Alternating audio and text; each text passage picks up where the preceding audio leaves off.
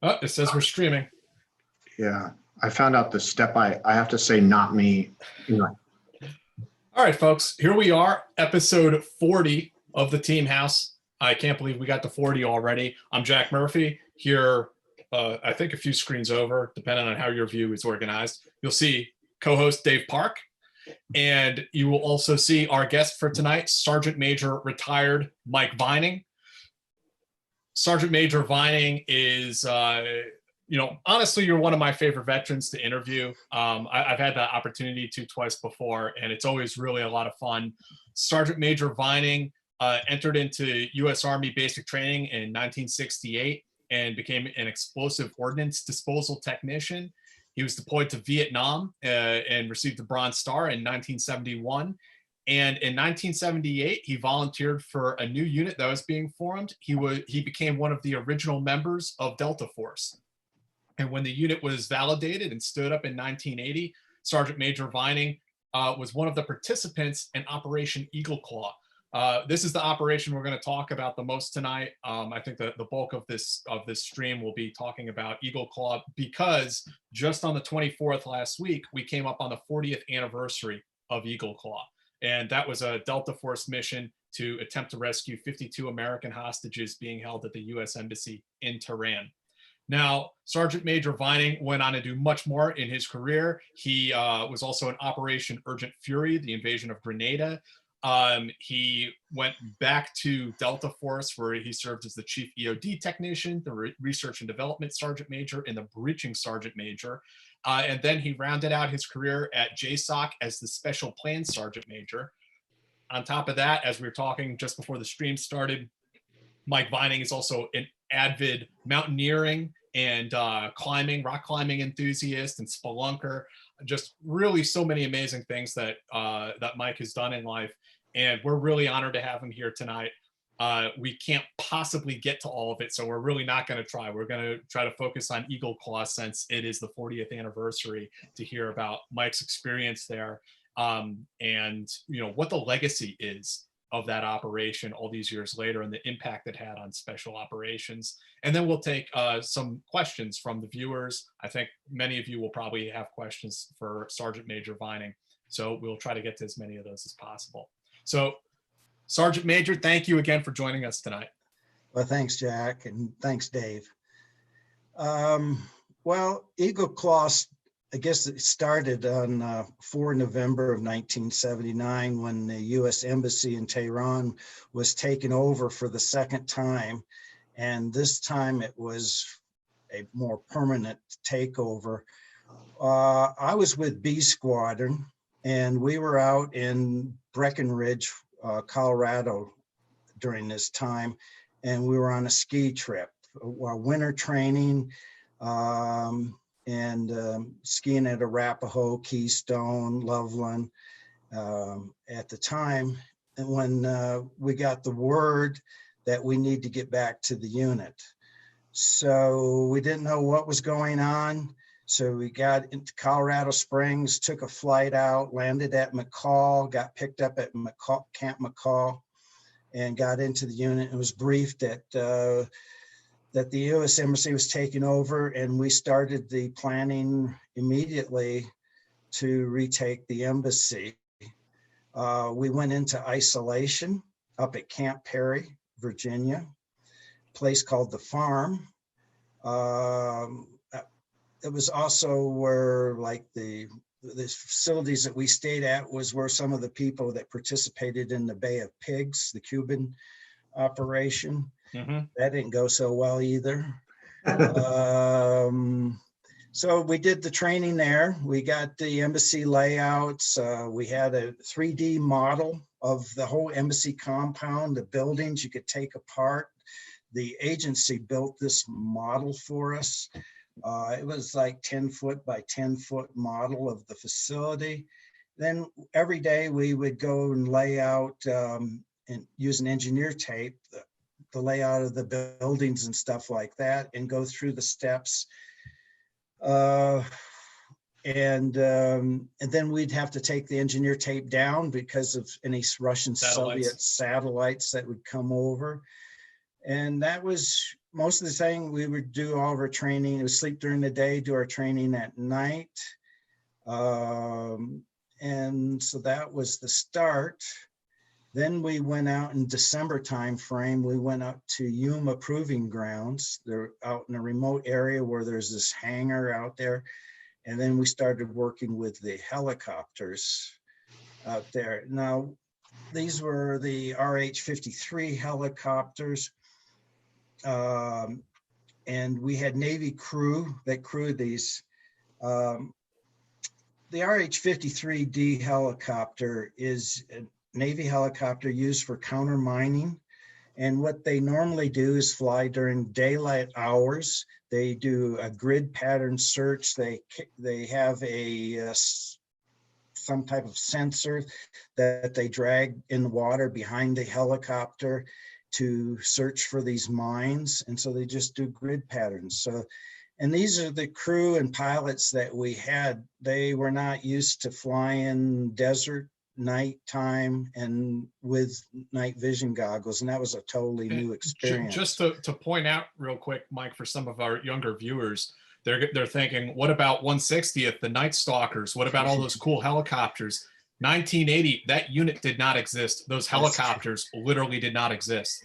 Yeah, that's a good point, Jack. In the U.S. inventory, the 53 was the only helicopter that had the lift capacity and the distance with an internal fuel to do the mission, to carry the number of people. We didn't have those CH-47s that we could do aerial refuel and like the late model CH-47s. Mm-hmm. And so we were stuck with the old 53s. Well, we had problems with the Navy crew. They just couldn't learn fast enough to operate. So we got Marine crews, Navy helicopters, but this was a mixed group of airmen from the Marine Corps. These were not people that worked together. So it was just people from the various Marine Corps crew members, pilots, and then they had to start to work together as a team.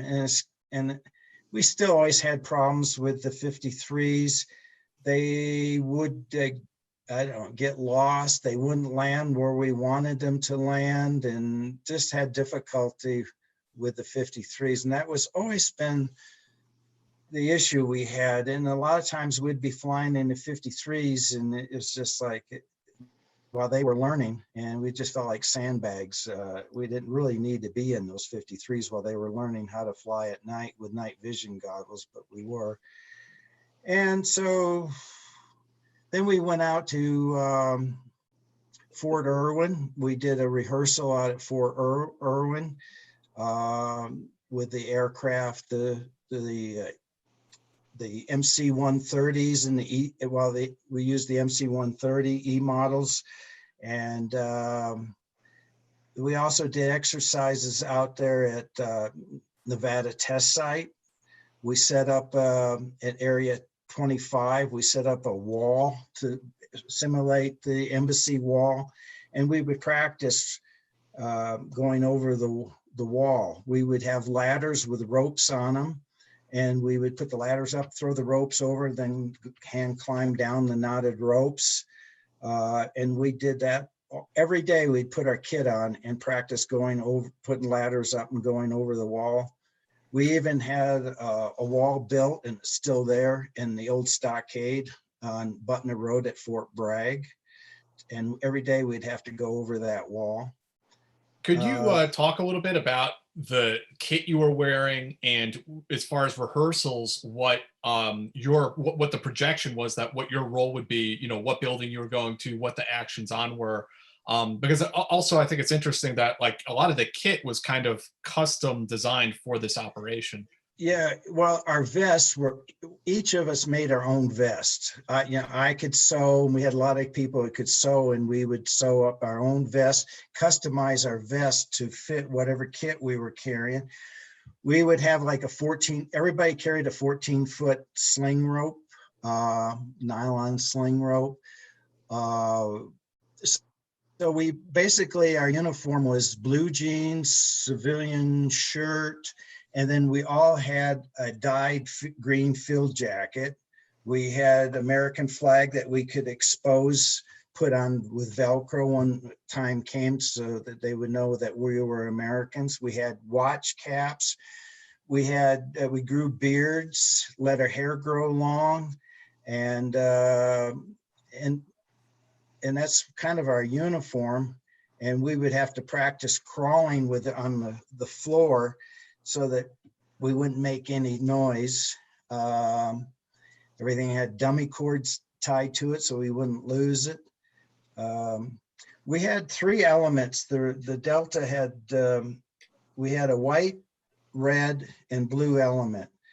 The red element was A squadron. The white element I was in was B squadron. And we had a blue element, which was the sniper observer support element.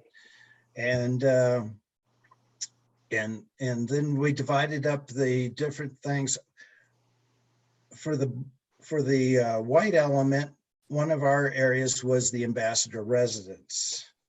And so my team, once we went over the wall, we would approach the ambassador's residence, go through the kitchen door, and then there was a stairway. As soon as we entered the kitchen, a stairway led up to the 2nd floor. And we would, my team that I was, a 4-man team, Bill Zumwalt was the team leader. We would clear the 2nd floor of the ambassador's residence. And once that, and we felt that there was hostages there.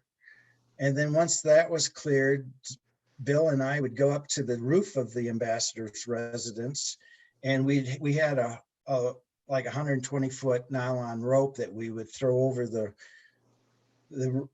building. And then Bucky Burris, Lieutenant Colonel Burris, was down at the bottom, and people that had M72's laws would drop those off there, and we would then he'd tie them to our rope, and we'd pull them up on roof, and Bill and I would overwatch the main gate in case anybody came in through the main gate with the laws. The Chancery was another area where hostages were. That was the red element. There was a warehouse called the Mushroom. We believed there was hostages in those areas. So those are some of it was a big compound. Mike, how old was Delta at this point in time? How old was Delta? We became activated I would say we were only a few months activated. Delta started going together in October of 1977. I got there in February of 78. So, but we did not, there was another element with 5th Special Forces that was called Blue Light. Now, back then, the news media and a lot of people, even today, do not know the difference. They think Blue Light and Delta is the same thing. But Blue Light was set up with 5th Group guys as an interim rescue force until we stood up. And then once we stood up, Blue Light then went down. Some of the Blue Light people then went through our selection course and came into the unit. So we had several Blue Light members, but Blue Light and Delta was 2 different organizations. Well, weren't they somewhat, I heard that they were somewhat competitive at one point in time where it was a question of who was going to stick around, or is that accurate or no? Jack, you want to answer it? You want me to? I just based on my interviews with Blue Light members, they were a stopgap. They were never going to fill that role. Right. But the members, they did feel competitive, like it was a competition between these new upstarts in Delta Force and these Blue Light guys who, and honestly, many of those Blue Light guys were Mac V SOG, Mike Force, Sante Raiders. I mean, they were real guys. They were the real deal. So they did feel like it was very competitive, but Blue Light was never going to be the permanent CT unit. No, but I think they had visions that they may. Right. That's what I heard. There was they had some aspirations angling. and then a lot of them, Beckwith went and talked to them about coming once they were standing down to come over. And a lot of them didn't think they would have to go through the selection process, that they should just be able to go into, because of their background, their history, but everybody had to go through selection. So was blue light still around when the whole Iranian hostage thing kicked off? Yeah, they were still, I would say, yeah. I don't know exactly when they were deactivated, but I think they thought that they would have a part in the mission. Right. But So Delta was new. So it was all very conceptual at that point in time. Was this hostage rescue mission something that had sort of been not obviously not in Iran, but had you trained for this prior? Was this part of the concept of what Delta would be when it stood up? well, we had one unclassified mission, and that was POW rescue. And there was always felt that there were maybe people held in Laos, North Vietnam, still from the Vietnam War. So our unofficial thing was like a Sante type mission. That was our unclassified mission. Other things is all the terrorist hijacking airliners and taking buildings and stuff. And that's what we practice on, was hostage rescue against terrorists in buildings, trains, buses, and that kind of stuff. We even brought a train in and practice on trains there at Fort Bragg. For the younger viewers, like in the 70s was a hotspot of, like, when we thought of terrorism in the 70s, it was generally like aircraft hijackings and things, train, that they would take over something and demand, or take over a vehicle. So they'd have political demands. Yeah. Right. And then we had different scenarios that these missions would be in, whether they be permissive, that we would have the permission from the government to go in and do that hostage rescue. There'd be semi-permissive. I don't know exactly what you call semi-permissive, but then there was non-permissive. And we really didn't think we would have a non-permissive mission. And of course, the hostage rescue in Tehran was a non-permissive mission. Right. And it was just difficult. A lot of people try to do comparisons between what the Israelis did in Entebbe, right, Uganda, but we had more. It was just much more difficult on a scale than the Entebbe type mission. So how long did it take? Because you're right, because Entebbe was kind of it was permissive environment, right, where the Israelis went in there with the permission of the government. No, they didn't. I'm sorry. They flew in, landed. They had some limo cars that, like, Idi Amin would, so they didn't know what was going on, whether it was Idi Amin coming in there or what. So, yeah, it was. It was much more streamlined in the sense that they flew like one or two C-130s down the Red Sea, turned into Uganda, landed, did the operation. And the mission you guys planned, I mean, maybe you can talk about it, Mike. The scheme of maneuver that developed throughout planning for Eagle Claw was very complicated. Yeah, because, so we picked out a Desert One site that would be a refuel site. And we looked at different scenarios in how to refuel these helicopters. One was doing an aerial drop with fuel bladders. We did test on that. And like some of the parachutes didn't open and the bladders hit and exploded. And so it was that we decided to have 3 MC-130s lead in, followed by 3 EC-130s, which is a command electronics bird that has an electronics module in there, but you took that out, and then you put in a 5,000 gallon JP5 fuel bladder. So it was like a giant waterbed inside of the EC-130. So we had those come in there, and then we would have the 8 helicopters come in from the aircraft carrier, the Nimitz, and fly into the Desert One site. We would refuel the helicopters, the ECs and MCs would take off to go to Oman, Massaria in Oman, and wait for us. And then we would take, after the helicopters were fueled off, we'd go to a Desert 2 site, a hide site. There was a warehouse that they would put us up into. The helicopters would go someplace else and just put camo net up there. We'd wait during the next daylight hours there. Then the following night, trucks would come in that had already been arranged. Dick Meadows and his group had trucks that were already in there. They would come and pick us up, and we'd take these trucks to the embassy. While we're doing that, the Rangers are coming in, and they're taking an airfield. And so then when we get the hostages, we take them over to the stadium, soccer stadium across the Roosevelt Road. And once we got on that, we'd go to the Ranger airfield and then get onto the fixed wing aircraft and go on out with the hostages. So it was a 2-night operation inside of Iran.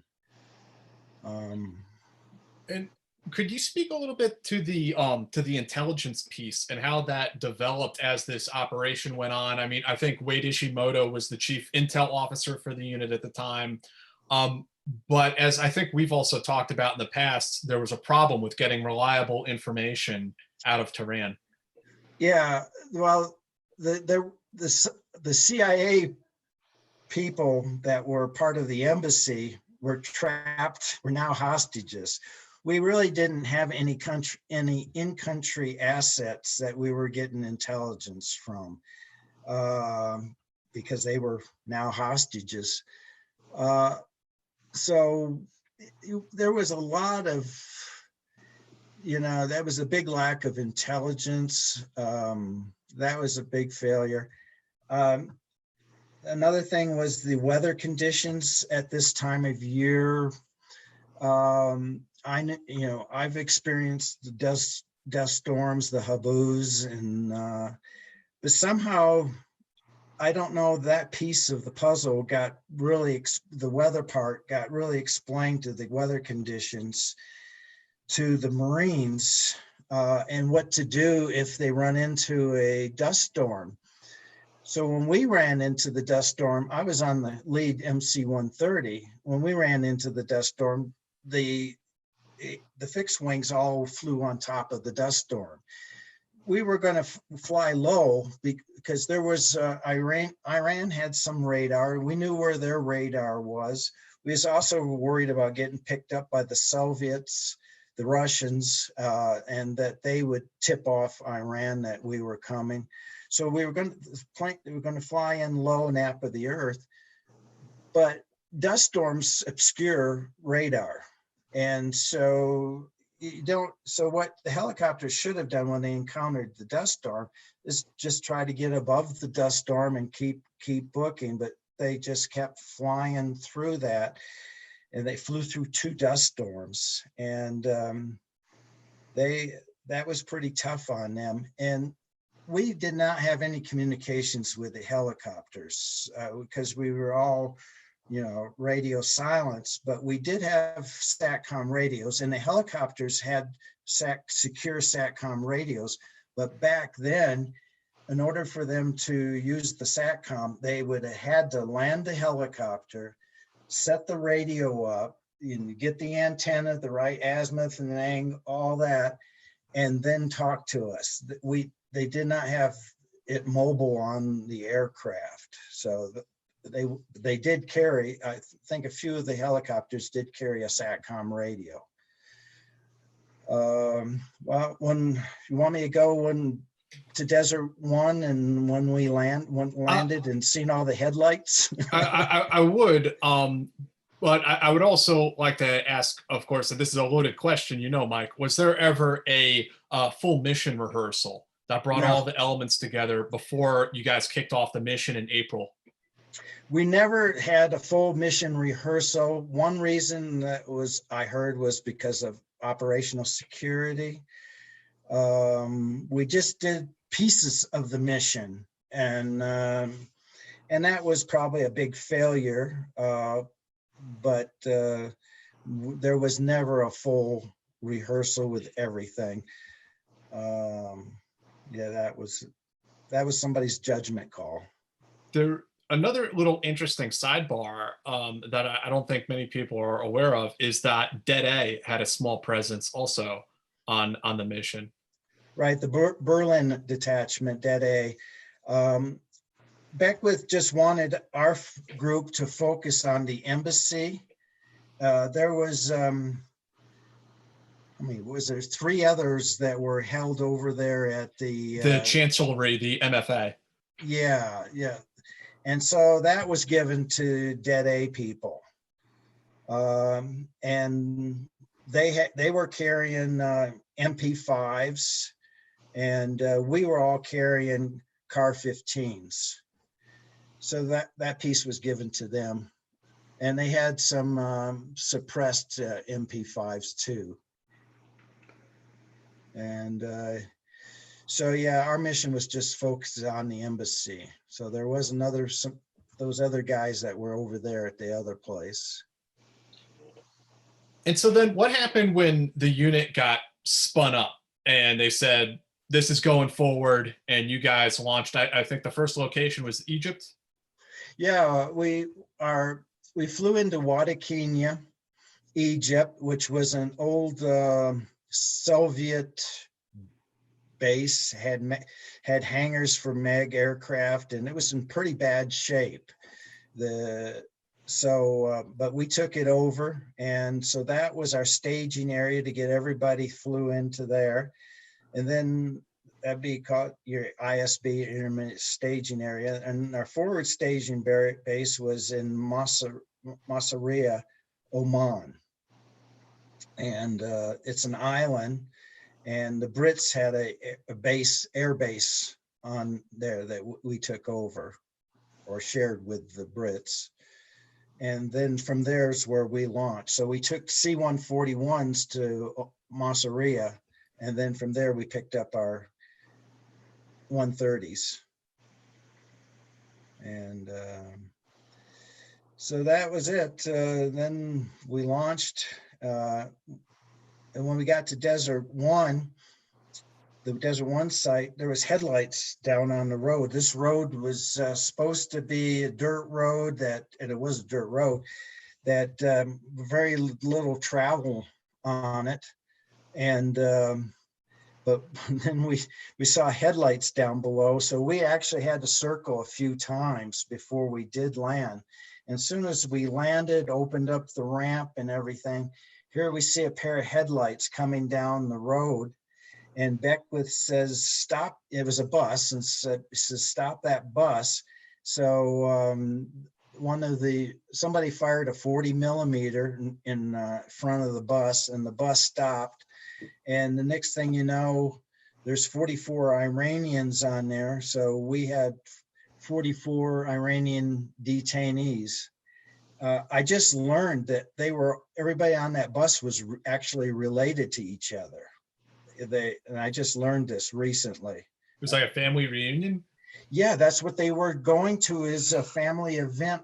And they were traveling from one city to another city. And so they were all, so once they stopped the bus, we got everybody off there, had to go through their baggage to make sure that there was nothing that they carrying that could be a threat to us. And so for a while, then our team and a couple other teams, we were guarding these detainees, because, as Americans, we do not take hostages. We just detain people for a period of time. So they were detainees, so we had 44 of our own. And they were just scared.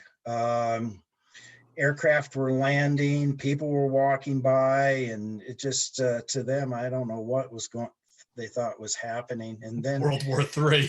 Yeah, well, then down the road comes this fuel truck. And so the Ranger, the road-ish and the Ranger roadblock team went out there, and they fired a few rounds in the radiator of the fuel truck, and then one of the Rangers shot a law and that hit underneath the fuel truck and caught the fuel truck on fire. So that's the fuel truck sat there burning. The guy in the oil tanker truck, he got out and ran into a vehicle that was behind him, and then they took off. So now we got a bus with 44 people. We got a fuel truck that's burning, and finally then eventually the fuel truck explodes, and it's a big, huge fireball in the dark sky, and just lights up the whole area. And then the other some of the aircraft that were coming in when the fuel truck was burning, that was affecting their night vision goggles. And then finally, the helicopters seen our fuel truck on fire, so the helicopters started landing. And of course, they were like at least 45 minutes late landing there. And then of the 8 helicopters, we only got 6 on the ground, and the 6 is the minimum that we had determined to do the mission. One helicopter turned back to the Nimitz. Another helicopter was abandoned. It had a blade indicator light came on. So they abandoned that helicopter, and then another helicopter landed, and that crew jumped onto that. So there was only 6 helicopters that arrived there. The one that turned back was having some kind of problems with overheat, something was overheating. So now we have 6 there. And then they find out that one of the helicopters has some kind of hydraulic issue, which is that's it, that it's grounded. So it was made, the determination was made that now we only have 5 helicopters, which is not enough to do the mission. So it was at that point, it was determined that because we said we needed 6. And the thing is, we also estimated we could have lost another helicopter at the hide site. Like the next night when they would start the helicopters up, for some reason, one won't start up, then we'd be down to 4 helicopters. So that we would have had to leave some of our rescue force behind to get the hostages out. And that wasn't so Colonel Beckwith had to make a pretty difficult decision at that point. Right. And of course, Carter went along with it. It was the criteria. You needed 6 and mission would be abort at 5, and that's what it was. So, but now, time you get all the stuff around, the fixed wing now were running very low on fuel. The fixed wing aircraft needed to leave quick. The helicopters had all been refueled. So we got into one of these EC-130s, I think it's EC-130 number 5. And we get in there and we're heading back. The plan was that maybe we could restart the mission in 48 hours. We would take the Iranians that we have with us, and later on, they'll find their way back to Iran. But we would take everybody with us, and we would try to do the mission again. So what they needed to do was, the 2 helicopters was behind our aircraft. They needed to move them, but the one helicopter that was to our left rear behind us, when it landed hard. It had flattened its tires, so it could not move on its wheels. So the CCT guy had to tell it to, because our prop wash was blowing dust on these 2 helicopters. We wanted to take off, so the CCT directed that helicopter to leave, to reposition. Well, when it took off, it kicked up dust. The pilot got vertigo, and he came around and he ran into our front left side and crashed into us. And we were inside the inside the aircraft. I was up near the front of the aircraft, and some of the guys had we had taken off all of our equipment. Besides, I was carrying a 5-gallon water can on my back. I had a rucksack frame with a 5-gallon. And so I took my Kevlar off and put it on top of the 5-gallon water can. And then we all carried, everybody had E&E kits and sewed into our jackets with maps and everything. We had 10,000, everybody was carrying $10,000. I had $5,000 in Iranian money and $5,000 in US money. And so, where I'm going to carry, I put it between my Kevlar, the different parts of my Kevlar. I had my money stuffed in there. And, but then when the helicopter crashed into us, the rotor blades cut into the top of the fuselage. And, but we didn't have a clue what was going on. What was that? And the next thing I knew, there was like this rocking motion as we rocked. And then there was an explosion and the left front cockpit door blows in, just boom, and nothing but flames just come in. What happened was the internal fuel tank on that RH-53D had ruptured. And the pilot and co-pilot of the 53 actually made it out of their helicopter through their cockpit windows, but they were burned pretty bad. They had up to 3rd-degree burns. They had inhaled this hot gas and fumes. And so they crawled out from their helicopters, but the 3 Marine crewmen were trapped inside the back of the helicopter. And they perished. And then in the front of our cockpit, the 5 crewmen up at the Air Force up in the front, they were trapped in there and they all were killed. And so all this fire, just flames came in. So one of the airmen crew members tried to open the left rear paratrooper door. That's the side that the helicopter crashed on. When he opened the door, cracked it a little bit, there was nothing but flames there. So he shuts the door. And then they open up the right rear paratrooper door and the flames are intermediate. There's flames and then there's not flames. When that helicopter crashed into us, the observers on the ground that were watching this whole thing, that fireball completely engulfed our aircraft. And they thought that everything was gone to the observers on the ground. And so we just started bailing out of that right rear paratrooper door. Somebody hollered, "Don't panic." I thought it was Dave Cheney, Sergeant Major Cheney that hollered that, but maybe one of the Air Force loadmasters said that. But anyway, just people were no panic, just getting on out. And you're on this giant fuel bladder that you're bouncing up and down. I remember Chris Abel stood up and he says, "Haul ass." Next thing I know, he's flat on his face down. He's on the ground on the fuel bladder. And it just was difficult.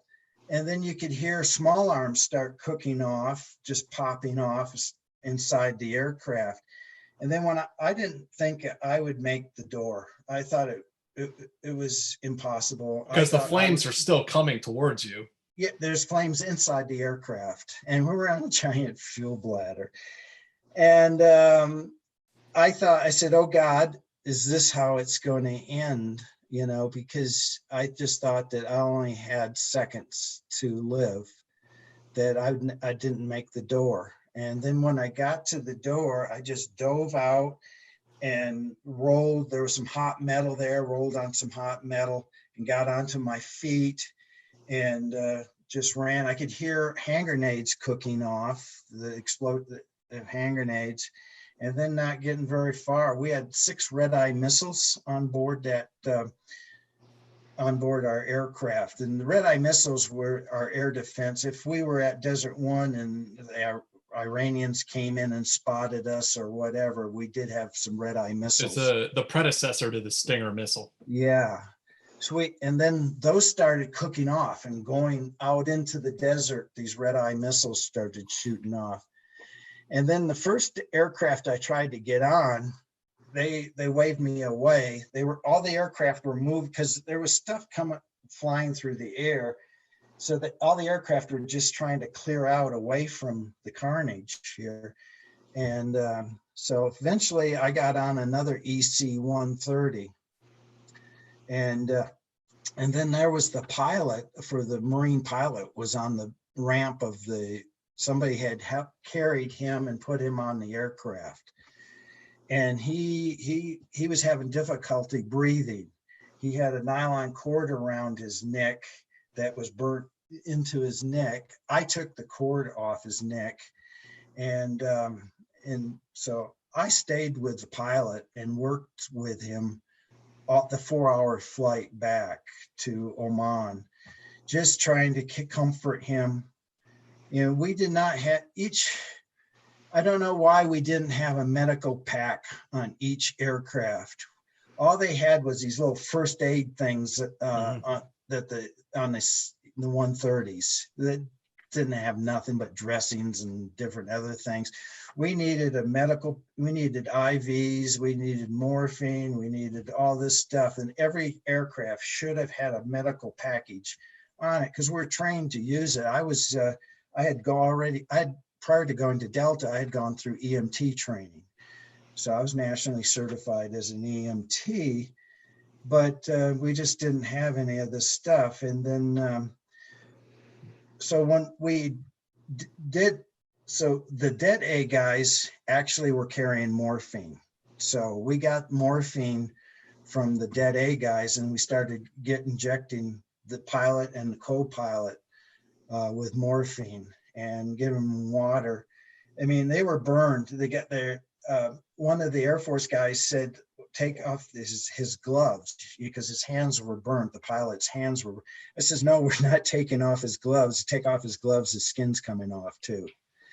And so we did get that. And when we took off, we never had accountability at Desert One of who was there and who wasn't there. When our aircraft, when we took off, we ran into that, next to the road was a dirt bank, berm. We hit that berm really hard, our aircraft did, and we lurched up into the air and came down and then kept going.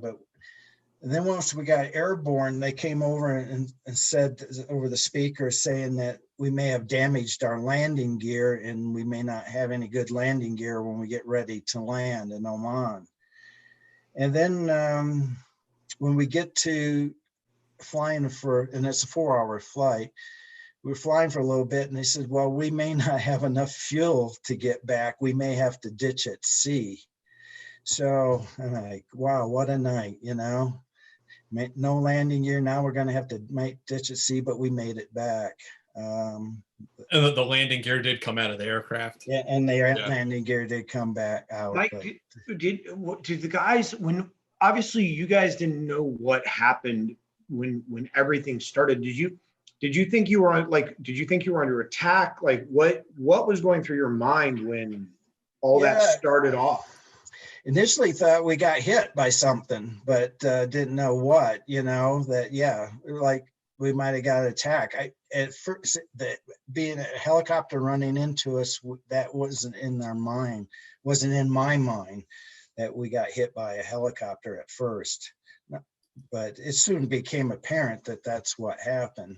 And how many 130s, which are the planes for those of our viewers who don't know, they're cargo planes or transport planes. How many of those were on the ground at the time at Desert One? Because you said you had 6 helicopters. We had six aircraft. We had 3 MC-130E models and we had 3 EC-130E models.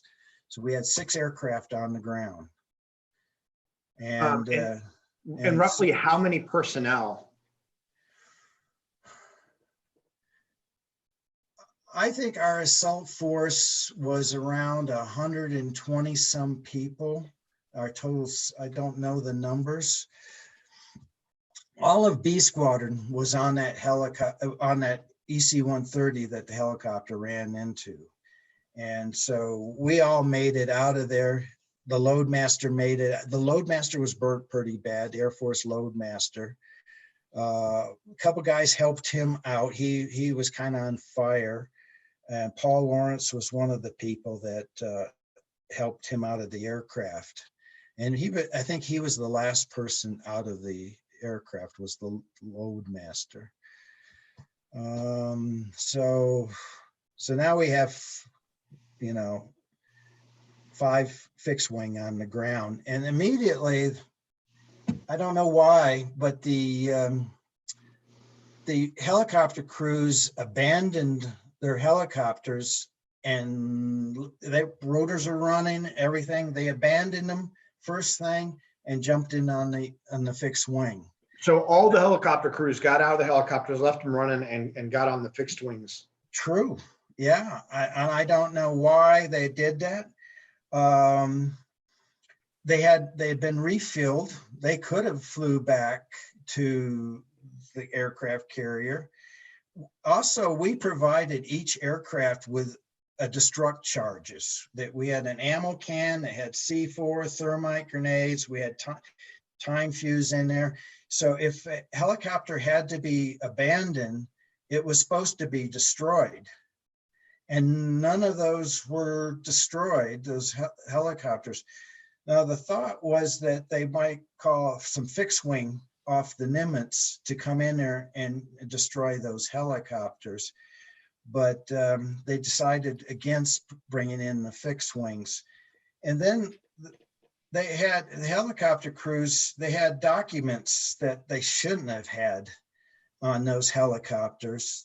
And I've seen some of these documents with Iranian markings on them, explaining in Farsi what these documents are for, but they had all the routes and everything, and which would have revealed Desert 2 as well, I imagine. Yeah. Yes. It had our hide site. It had where they were going to go. It had the approach to the embassy, how to leave the embassy, where we were, the Ranger airfield. They had all that information that they had left behind. It was a treasure trove of documents and information. So, of course, we had the Dick Meadows and his crew there in Tehran that was supporting us. So they had to get out of Tehran because they know that they had inside help, that inside in the country. So I don't know why all that stuff is there, why it wasn't destroyed or taken with them, or why even what some of that stuff was even present on those helicopters. But yeah. And this is probably before like group AARs were a thing where these helicopter pilots or crews would stand up in front of the group and say, yeah, well, we left the helicopters because right. I mean, there was nobody ever, I mean, you never found out why. No, I can tell you, I saw the helicopter crews when they came in there, the pilots and co-pilots, they were wiped out. I can tell you that those dust storms took a lot out of them. They struggled through that. They were mentally, I think, whipped when they got to Desert 1. And the thought of getting back in a helicopter and flying back to the aircraft carrier, they didn't want no part of that. So I don't know who gave them permission to abandon those and why they weren't destroyed. Our guys were considering going there to destroy those helicopters, but they were told to we need to get out of here. Because like I say, the fixed wing were running low on fuel. And of course, the accident delayed the aircraft there longer. Mm-hmm.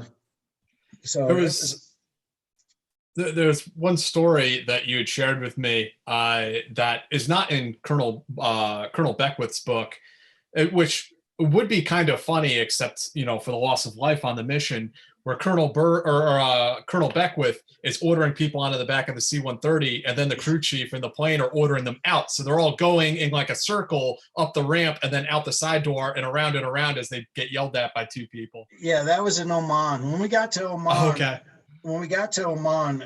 And they had one of the C-141s was set up as a Medevac C-141. And so we were told, so we got to Oman, that's when we did a head count of who was here, who wasn't. There we determined that we left 8 people behind, 5 Air Force, 3 Marines. And so, and like my team got split up during the accident. And so I didn't know who Eric Haney and Bill Zumwalt where they were. Chris Abel and I were together on our aircraft. So not until we got to Oman did I see Bill Zumwalt and Eric Haney. So know that they made it out okay. And so then we had to get on. So they told us, we only had few medical casualties. The Air Force loadmaster and the 2 Marines, pilot, co-pilot Marines. But they had the whole C-141 with stretchers and stuff. We were told to get on that aircraft. Somebody on the ground told us to get, that's the aircraft we're taking back to Egypt. So as we get on that aircraft, they're screaming at us and telling us to get out. So we go in the aircraft and up the ramp, and then we're leaving out the front door. And then we're told to get back in line. So there was a continuous circle of people getting in the aircraft and getting out. And also Beckwith, I was standing next to Beckwith with Don Feeney, and Beckwith looks at Don and me and says, "Where's your weapon?" And I said, "My weapon is on that EC-130. Everything this is all I got out with. I didn't grab my weapon or anything." And he said, and a lot of people just abandoned. If you had your weapon physically in your hand, then you might have got out with it. But he said that, well, you're stupid. Beckwith called Don Feeney and I stupid. And we're like, well, we may be stupid, but we're alive, And he had heard that somebody had gone back into that aircraft and got their weapon out. He had heard that. Nobody that left that aircraft went back in that aircraft, but that's Beckwith. He's a character. He'd fire you in a minute and then hire you back. Did you leave your Kevlar with the $10,000 on the aircraft? I did. My Kevlar. When everybody else heard that story, did they all leave their $10,000 on the aircraft too? Yeah, I had to sign a statement. That's what happened. But yeah, it got burned up. Yeah. Was there an anecdotal story of somebody who had fallen asleep and thought that the plane was airborne? Frank McKenna. Well, see, as we got in the aircraft, it all was dark, and the props were running, and when that helicopter, it almost felt like the brakes were being released when the helicopter ran into us. At first, I thought we're releasing the brakes and we're going to start to move. But yeah, people were whipped and stuff. And Frank McKenna, Frank's since passed away with cancer. But Frank woke up and then saw the commotion. He saw the fire and he saw the people running out. And he said to himself, what are these fools doing? Because he thought we were actually in the air and we were jumping out. We didn't have parachutes. But he got in line with the rest of us, and he just thought, he's going to worry about getting out of this aircraft, and then he'll worry about landing next, one thing at a time. So when he jumped out, he went out and he got flat and stable. Well, he hit the ground and it knocked the wind out of him. And of course, people were walking over the top of him. He had to roll out of the way. But yeah, he actually thought we were in the air, but he jumped out with us because it wasn't no fun staying in that airplane. So that was Frank. And then another funny incident, once we got in with with the pilot and co-pilot, and we're looking for something to give them. The only thing that we had that they gave us in our survival kit was Percocet, or Percodan. And so I think it was Glenn Nickel hollered out and said, somebody check their E&E kit for any Percodan, and Bruno Urbaniak turns to, I forget who he turns to, Jim Switters, I think, and says, Nick says, we need to E&E to Percodan. And Jim says, well, I'm not leaving this aircraft. So luckily Bruno, didn't get off the airplane and head to Percodan, wherever that was going. Right. But anyway, we got the morphine, and that's what we needed instead of pills. So after what blew up in the press and was called the debacle at Desert One, you guys almost immediately went into planning a second attempt to go in and rescue the hostages. Yeah, we did as I think it was called Honey Badger. Well, let me get these. We had different operational names. Now, for example, the planning for the Iran hostage rescue mission was called Rice Bowl in the beginning. And there's a confusion with all these different names, but the reason we called it Rice Bowl was that if anybody picks up on what we're doing, they might associate it with some mission in Southeast Asia. So initially the planning phase was Operation Rice Bowl, and then the operational phase was Eagle Claw. And then we had the Honey Badger, which was the follow-up, and there was another code name too. Snowbird, maybe? Yeah, Snowbird, yeah. And I think Snowbird was the part with the putting the rocket motors on a 130. That was Snowbird. And of course, that plane just, they put these rocket motors on, I think, and tried to lift off with it, and not all the rocket carrier.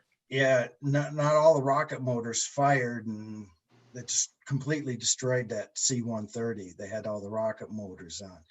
They were going to land that in there and take it off with this.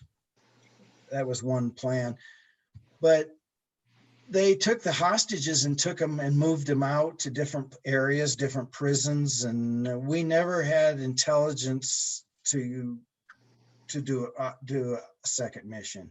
How did the press find out? To call it the debacle at Desert One, they had to know of the mission, and two, they had to know of Desert One. How did they find out? Well, of course, the Iranian press was the first group of people there at the Desert One site. Today it's a very popular tourist site. There's a building there. There's commemorative, and this time on April 24th every year they have a big celebration there. It's a big deal. And you can see the wreckage of still there of the helicopter and this EC-130. And so the press were there. And of course, in the initial press reports, they said that the C-130 ran into the helicopter. When you first news recovered, they were trying to figure out what took place here and trying to put the pieces together. And in the beginning, they had it really all messed up when they were first reporting what actually took place there. So yeah, I don't know again how Jimmy Carter came on and explained to the American people that he gave the order to do the mission, and the mission, there was casualties, and 8 servicemen died. And of course, Jimmy Carter took full responsibility. Now, I know one of the things is we went there to get 53 hostages, not 52 hostages. And I always hear 52, 50, yeah. 52, because 52 was the end number that was released 44 days later. This mission took place in April 24th, the night of the 24th, the morning of the 25th. In July, one of the hostages, and his last name was Queen, got really, really sick. and they released him. He had MS. I think he was later diagnosed with MS. So he was released in July, and then now there was 52 hostages. So so on the inauguration day, when 44 days, there was 52 hostages that were released at that point. But Queen was there when we were doing it. We were after 53 of them. And just for viewers who are interested, it might also be worth pointing out that this is when the whole Argo incident happened as well. Yeah, because some of the embassy employees were not in the embassy at the time of the takeover.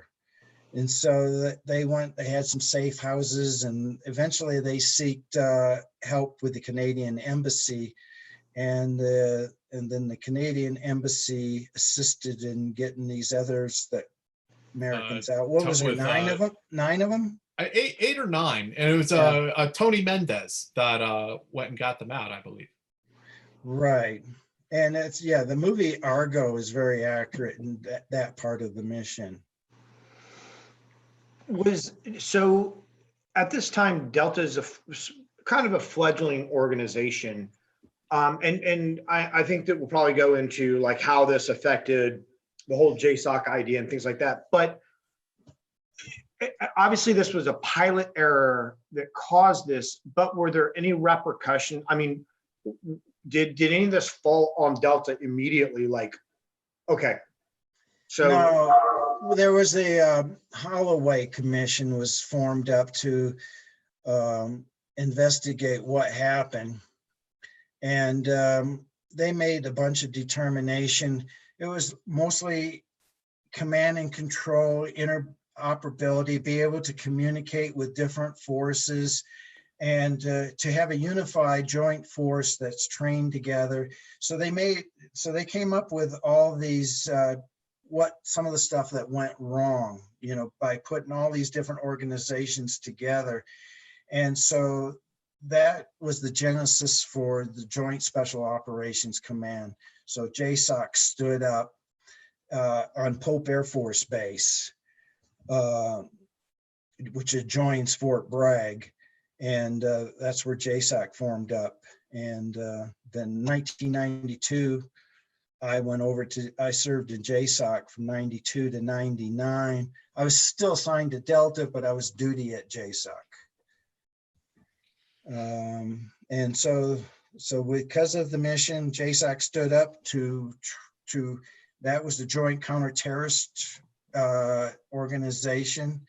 And JSOC, one of the things they did was they did quarterly exercises, the Joint Training Readiness exercises, and they did EDRES, emergency exercises. And so we put all these pieces together and had in one headquarters, Air Force, Marine, Navy, and Army in JSOC. And so in 92, I went over and I was a sergeant major from 92 to 96 in JSOC, the exercise sergeant major. My job was to go out and find training sites, exercise sites to do these joint quarterly exercises that involved everybody, Rangers, Air Force, all the players, Navy SEALs, SEAL Team 6, Navy Dev Group. And then I was always when I was there, I was always the controller on the Ranger target. So I was the safety controller for the Rangers, which that was always a pleasure for me to work with the Rangers, and it was really a great bunch of guys. So I really liked that. And how did, I was just going to ask Mike, how did your experience from Eagle Claw, your lessons learned, how did that impact how you ran the training exercises and these readiness exercises down the line? Yeah, I wished we would have. I would always wanted to do a joint training exercise that was Eagle Claw, the whole to redo Eagle Claw all over again. I would have liked that to have been done. We never did that when I was there. I would have liked to see how, say, 10, 15 years later, Mhm. how we would do Eagle Claw today at that time. And I think that would have been a great experiment to do, but we never did that. Most of our joint exercises the Rangers always did the airfield seizure. That was always their piece of pie. And we always had a SEAL target and a Delta target. SEAL targets could be a ship that was underway. We did a lot of, improvised nuclear devices type exercise. A terrorist group has a improvised nuclear device, or they've captured a real nuclear device and fixed it up to make it an improvised nuclear device. So we would have to go in there and we'd take that. And of course, the Department of Energy, nuclear emergency search teams would be involved in those type of exercises.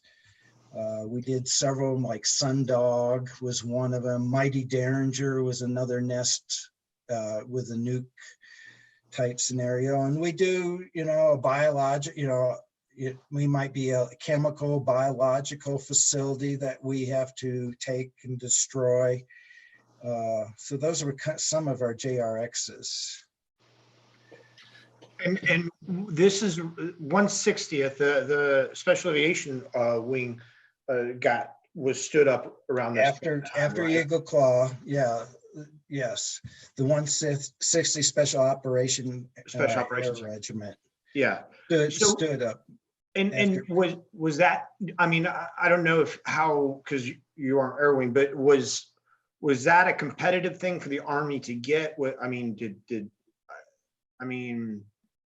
obviously the Navy, the Marine, Marine pilots on a Navy bird, it didn't work out, and they were inexperienced. Right. And it's not really their fault because they didn't have that training up to that point. That's true.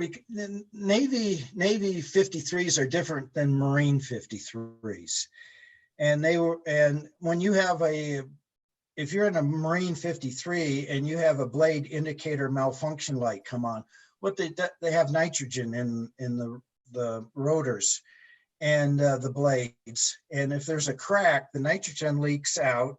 I guess it's a radioactive nitrogen. A sensor goes off saying you got a cracked rotor blade.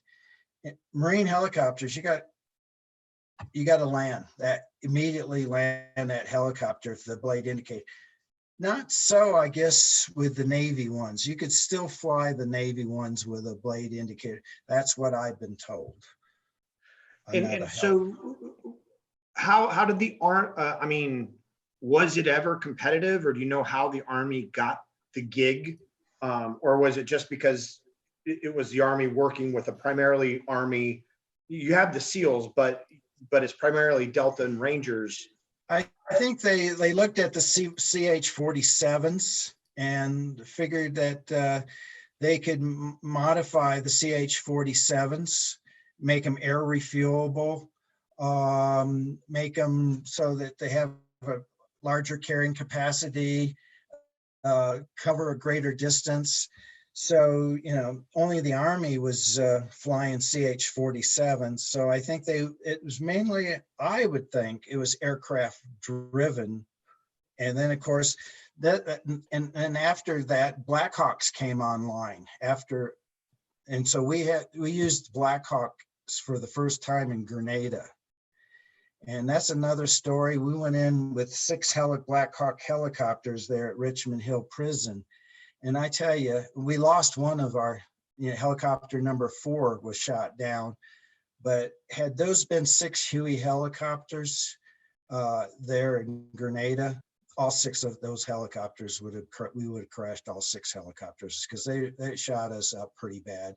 They had ZSU-23s that they were shooting at us, 12.7s and 7.62. We were hitting from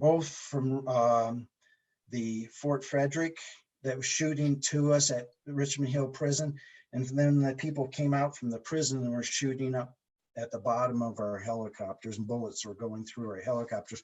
But we had self-sealing fuel tanks in those Black Hawks. And that was amazing. I really like the Black Hawk helicopters compared to the Hueys. But that was our first use with those. And of course, after Grenada, you know, we still had interoperability problems with Grenada, talking to the Marines, talking to the Navy. So, and that's where US SOCOM they did another investigation and formed the US Special Operations Command, formed after that. So what is the difference for our viewers? What is the difference? So Joint Special Operations Command stood up after Eagle Claw, and then Grenada happens, was that 84? 83, October 83. So that October 23rd. so that happens in October of 83, and then then they come up with SOCOM. What's the difference between the two organizations? Why the need for the two of them? Well, US SOCOM is a JSOC is basically a black unit. Okay, it's primarily, the assets are what we call black, black units, black soft. US SOCOM is both black and white. It's a broader spectrum. In JSOC, you really have the SEAL Team 6, you got Delta, you got the Rangers. Whereas with US SOCOM, you've got all US Army Special Operations Command, you've got all of the SEALs. It's a 4-star position. JSOC, I believe now, is a 2-star position. Is that, I think, today? I believe. Yes, a 2-star, whereas US SOCOM is a 4-star. So JSOC is it's a smaller element. Did the units in JSOC, do they also fall under SOCOM, or are they two separate things? Yeah, we fall under US SOCOM. JSOC does. JSOC is more of an operational organization. It controls whatever missions are going on the ground, whereas US SOCOM is the larger 4-star sync command, and you know, it lets like JSOC run the missions. There's a real good book out about JSOC. I'm trying to think of the title of the book, but I read it, and it's an excellent. Are you talking about Relentless Strike? Relentless Strike. That's an excellent book. Have you read it? Yeah. That's Sean Naylor's book. Yeah. Great book. So I recommend, if you want to know more about JSOC, that's the book to read. And you also mentioned that there's a new book out about Eagle Claw that really fleshes out the operation in a way that's never really been done before. Yeah, I have. Let me go get a copy. Be right back. Sure. So guys, thank you for watching tonight live with Sergeant Major Mike Vining. We're going to get right back to him. But again, thanks for joining us live, and please remember to subscribe. Okay, this is it. That's the book right there. And it is by Osprey. It's part of the Raid series, excellent Raid series. And Justin Williamson put this together. It's got a lot of photographs in it, illustrations, you know. So this book came out for the 40th anniversary of Eagle Claw. And Colonel Nightingale, do you know? Keith Nightingale. Huh? Keith Nightingale. He's got a brand new book, I think comes out in August. Really? Yeah. And it's on Amazon. You can pre-order it. I got it on my want list because I knew him working with the Rangers, and he's got Eagle Claw and all the other, you know, Grenada and books. So I think that one comes out in August. All right. His name's going on my list for potential guest. Future guest, August guest. Yeah. We have some questions that we should probably get to, because I haven't been So Alex, thank you, Alex. First off, thank you everybody for joining us. Please subscribe to the channel if you haven't already and hit the little bell for your notifications. Alex, thank you. Alex, sorry, Major. Alex wants to know, what is it like being the ultimate life form? Life form. I'm just an average guy, but I just wanted to do something different when I was in the Army, and I had spent 10 years in EOD. I wanted to go into Special Forces. I had put in for Special Forces as a medic. I had a school date to be a Special Forces medic, but then I got the phone call that they formed up the unit in Fort Bragg, a new unit. They wanted 6 EOD people as part of the unit to be operator qualified. So I put, being a Special Forces medic, I went to Fort Bragg for the interview, and 2 weeks later, I was starting OTC, operating training course. And I mean, how did they sell the unit to you? I mean, were you aware of blue light at the time? Like, how did they differentiate themselves between, Delta and Special Forces? Well, I called up and talked to somebody there at the stockade, and I just knew that they were forming a special unit and they wanted 6 EOD people. And, peacetime, I've been in Vietnam, and this is post-Vietnam EOD. We're doing dud grenades at the grenade range at Fort Leonard Wood. I wanted something different, and so I went for the interview, flew there, and then they talked to me about what they were trying to do. And so 2 weeks later, I got PCS orders to Fort Bragg. It sounded really interesting. We had in OTC 1, we had 6 EOD guys try out. Only two of us made it through OTC 1. And then in OTC 2, we had another 6 EOD guys, and only 2 made it through that part. And of course, we got there late. They had already run the selection assessment course, and we were going into the operator training course. But under the thing, we had to go through the selection assessment. We had to pass that. So in the fall of '78, we all went through the selection assessment course, and only 3 of us passed the selection. So you went to OTC before you went to the operator trainer course before you went. We did it backwards. We went to OTC first, 5 months of OTC. Then I went to in the fall of '78, went through select. We had 2 back-to-back selection courses in fall of '78. I got pulled on the first selection course after about 5 days because my times were slow. So I got pulled. I had to go in and talk to Colonel Beckwith. Colonel Beckwith says, "Do you want to stay here?" And I says, "Yes, I do." He says, "Well, you're going to have to go through selection again." So the next selection course I went through and I passed it.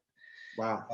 And then I went to airborne school because we were all legs. So in the spring of '79, I went to 7th group at Fort Bragg was actually running an airborne course. So I went through airborne school at Fort Bragg with 7th group. That's amazing. That's amazing. Yeah, we did things a little backwards. David Maynard, thank you, David. When the Chuck Norris movie came out, I'm assuming it means Delta Force. When the Chuck Norris movie came out, did you guys know about it? And did you get a group together to see it? Yeah, we knew about it. Chuck Norris, John Wayne was an iconic figure, and Martha Ray were for Special Forces. Right. Yeah. Chuck Norris wanted to be our special movie star, and Beckwith had nothing to do with Chuck Norris. Chuck Norris tried to contact us, and Beckwith just didn't want anything to do. Of course, also after Eagle Claw, we got a lot of letters actually came to the unit, people writing in, thanking us. So when we had staff duty, we would go through all the letters and read them. There was people that wanted Beckwith's autograph, but he did not do any autographs. Now, you were a top secret unit, and people were sending you letters.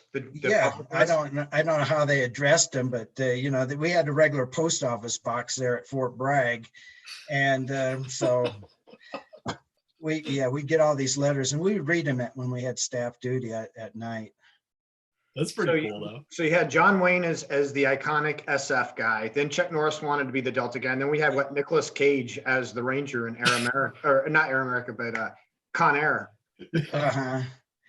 Um, But yeah, Chuck Norris never got through the door.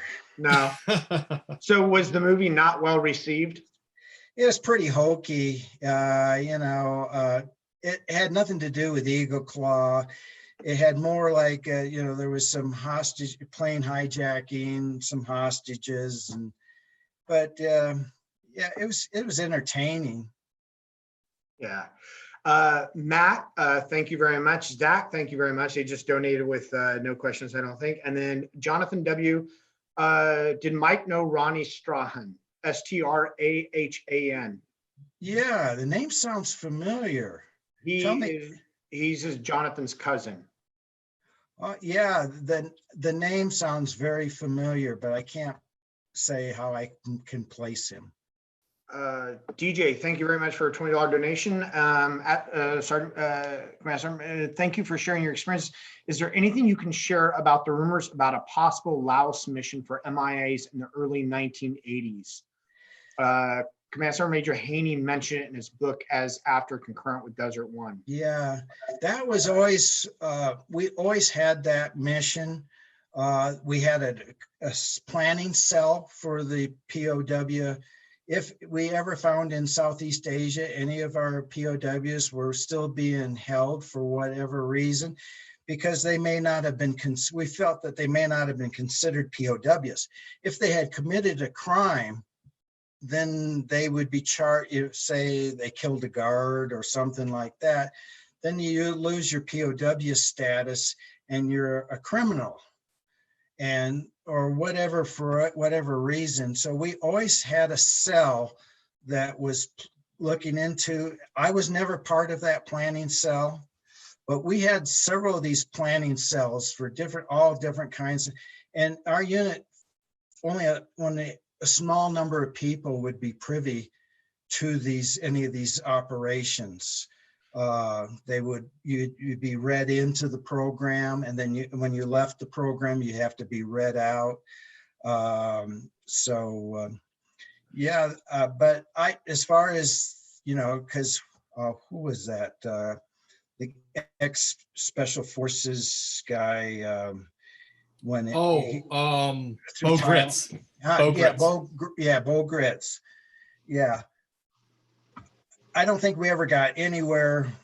None of that stuff ever panned out. We had a lot of missions that we would spin up for, like that lost pilot during the first Desert Storm, with whether or not he was being held prisoner. I remember this. Yes, I'm trying to remember his name. And we would always plan on that. We were even planning on going to his aircraft crash site and searching that in Iraq. But we never did do that. But he was determined that he was killed in that plane crash. Did you have many Sante Raiders either in the unit or that were part of that, had the input or influence? We had two. Jack Joplin was our medic, a chief medic, and he was on Sante mission. And we also had Dick Meadows, and those were the two Sante people that we had. Interesting. And for those who don't know, what's the book on Sante? Is it no? That's Entebbe, but it is Sante. Right. Yeah. There's a good book. Operation Ivory Coast, I think. Yeah, it sounds right.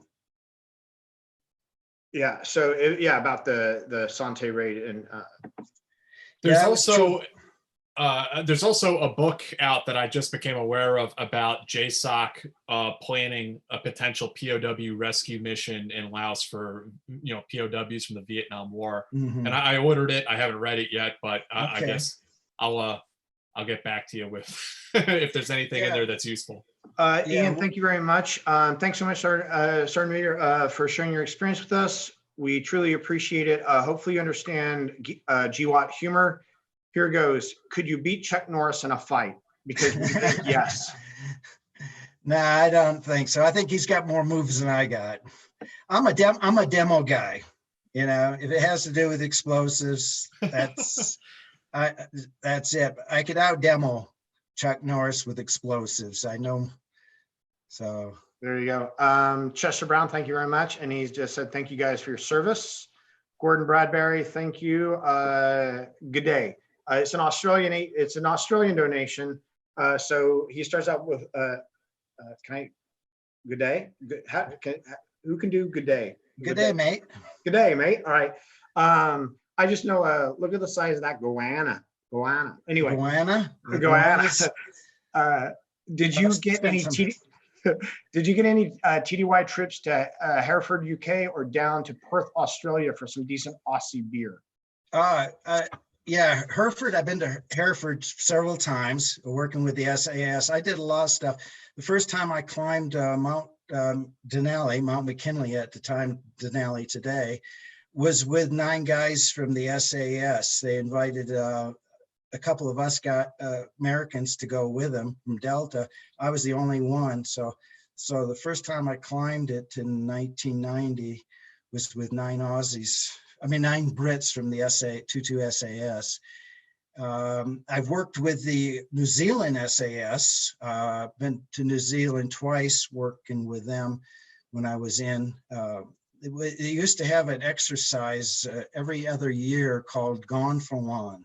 So it's a joint exercise between the Malaysian Scouts, the Australian SAS, the New Zealand SAS, the British SAS, the British SBS, and then we had the Air Force CCT guys,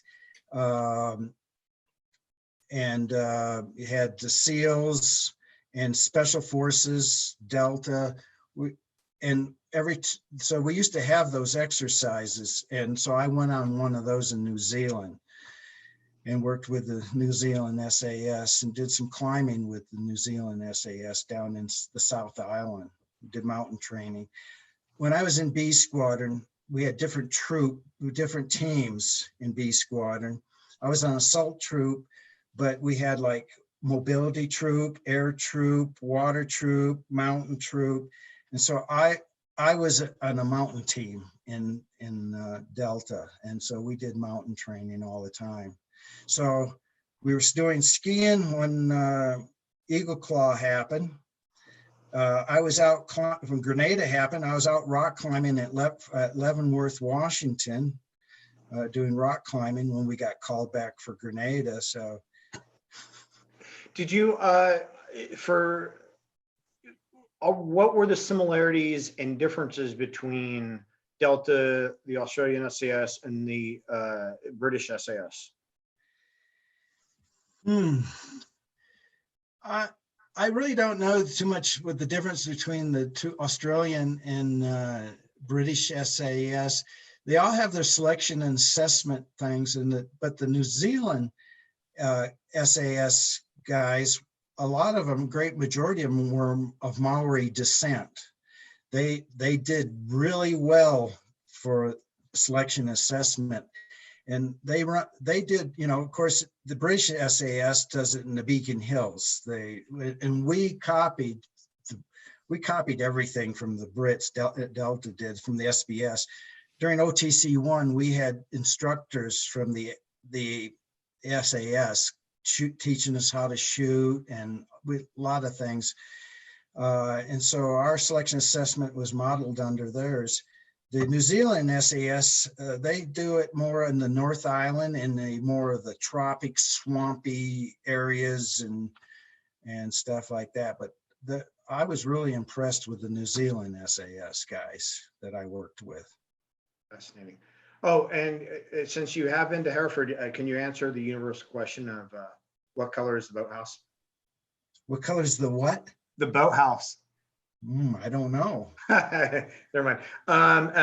Rod of God, thank you for the donation. And oh no, and Alex, thank you. What was it like to work with Kate McBriar and Larry Vickers?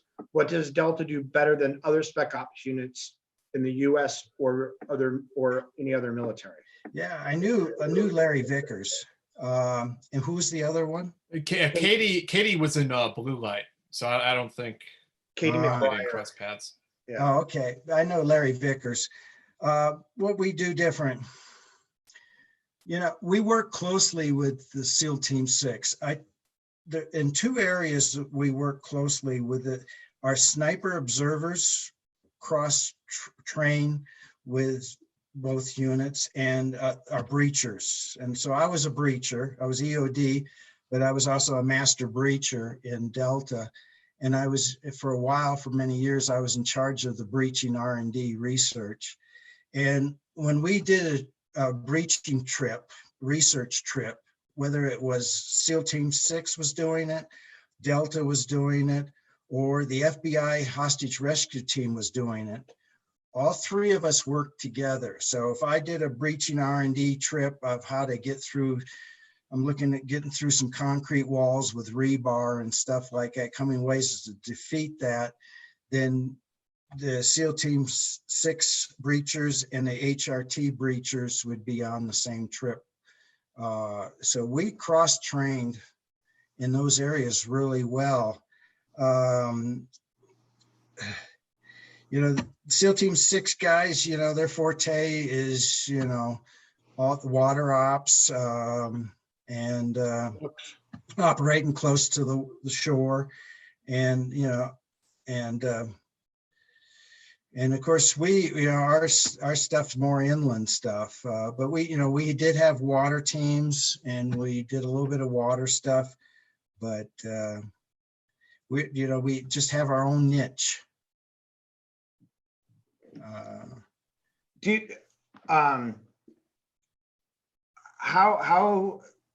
When JSOC was being formed, or maybe later on, because there's a lot of mission creep now, but was there a lot of mission creep then? Were people competing for the same job, different units? Oh, yeah, there was some of that, whether they felt that Delta was being favored, or SEAL Team 6 might have felt that Delta was being favored for certain missions over them.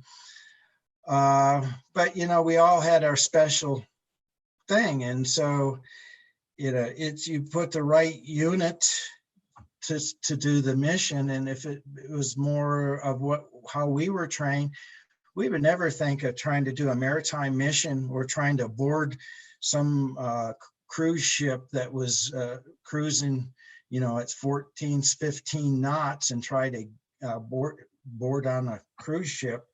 And, so we all had our different specialties, but certain things that we cross-changed, like I said, with the snipers, observers, and with the breachers, those two, we trained together, and we did a lot of training.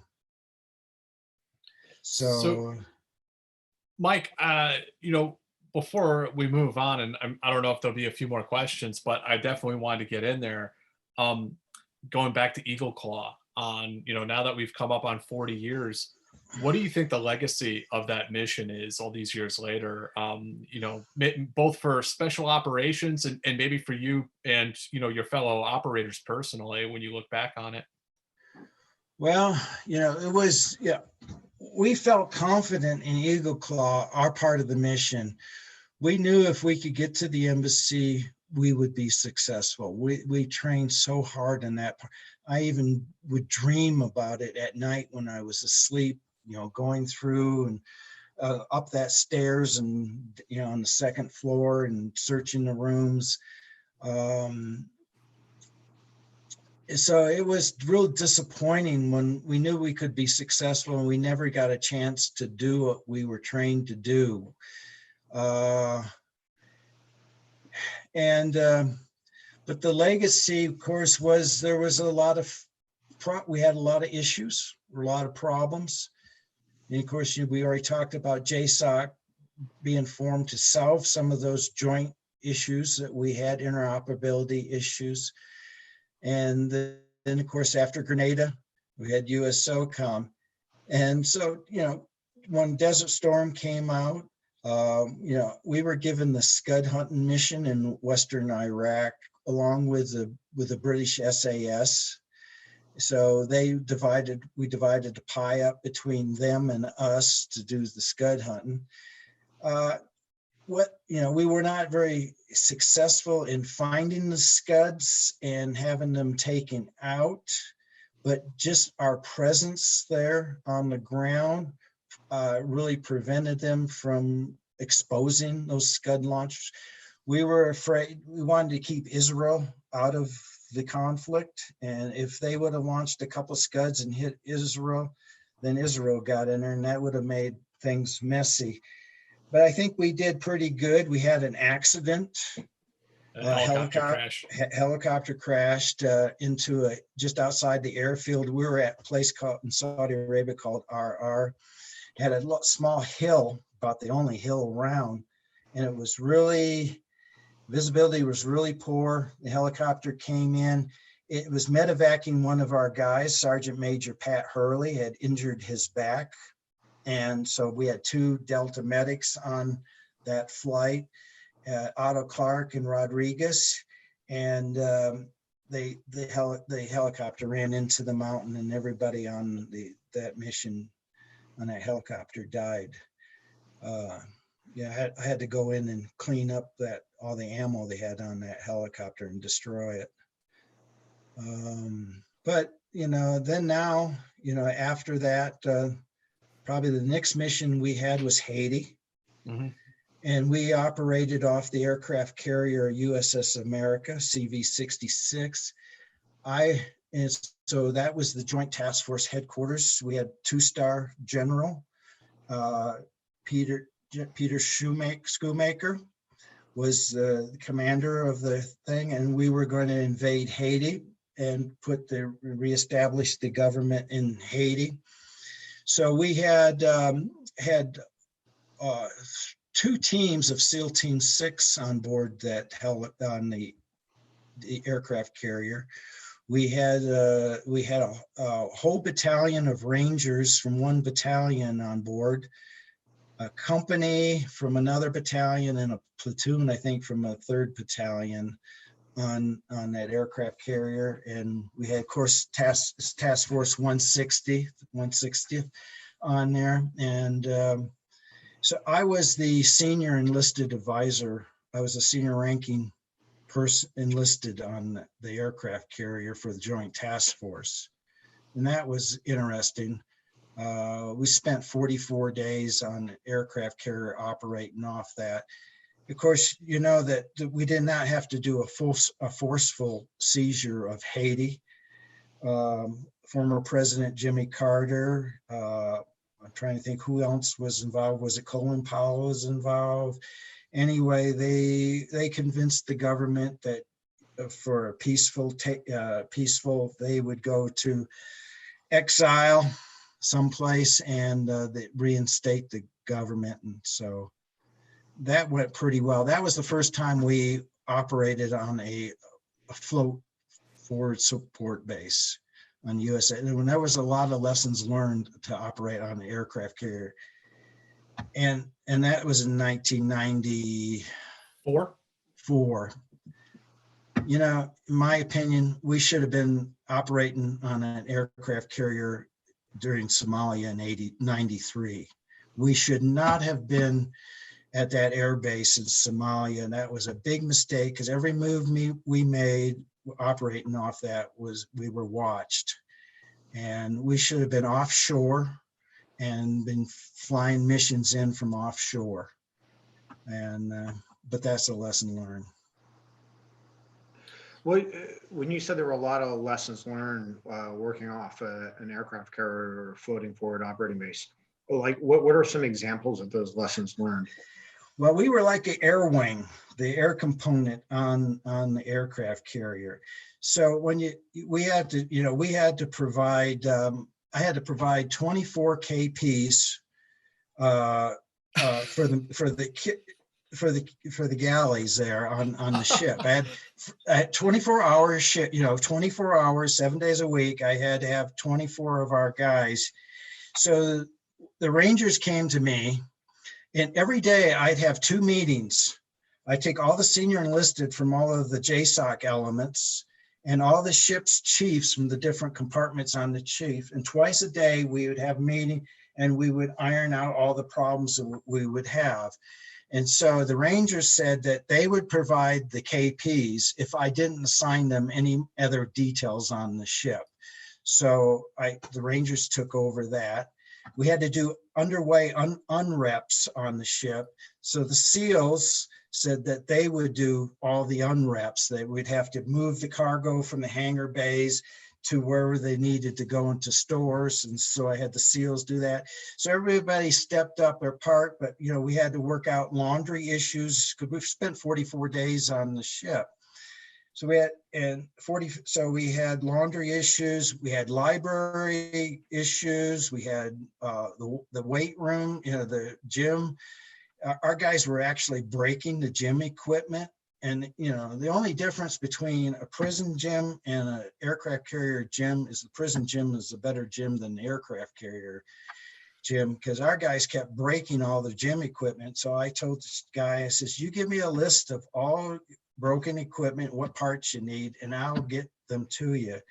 The library guys wanted our guys to leave their ID cards when they checked out a book, to leave their ID cards. At any minute, we could be calling people up on deck, and we can't be going around. I said, I guarantee that if a guy checks out a book, you're going to get that book back. I guarantee it. And then I told all the Ranger Sergeant Majors, that book, if you get your guys check out a book, it's going back. And so that kind of stuff. The ship has a no tobacco policy ship. Well, the Rangers are dipping and chewing and stuff like that. They live on dip, yeah. Yeah, and so what they were doing when they were on the flight deck, the Rangers were, and this is in the beginning, they have what you call pad eyes on a flight deck. A pad eye is where you lock down secure aircraft, machinery. They got a crossbar thing with a hole, and that's where you connect to. Well, the Rangers were spitting in the pad eyes with their tobacco stuff. Well, before any air operations, you have to do a FOD walk, a foreign object damage walk. So anybody up on the flight deck, when they call a FOD walk, everybody gets online and you walk the flight deck to look for washers, nuts, screws, anything. And every pad eye's got to be searched in case there's a nut or screw, because that could, during air operations, that could be the rotor wash or a jet could take that, and that could kill somebody or damage equipment. So you do a FOD walk. Well, in the beginning, when they called a FOD walk, everybody would head down below deck. You're on deck when a FOD walk calls. You got to do a FOD walk. You got to walk the deck. Well, when you're searching those pad eyes with tobacco juice so I said that we cannot stop the Rangers from chewing and dipping at this time. You do not want to have a bunch of Rangers on board this ship without, going through nicotine withdrawals. So we set up a special area on the ship, Sponson 6 at the back of the ship, where the Rangers could chew and dip all they wanted. We had events we had like a little had to set Olympic up. We had to keep the Rangers, you have to keep busy.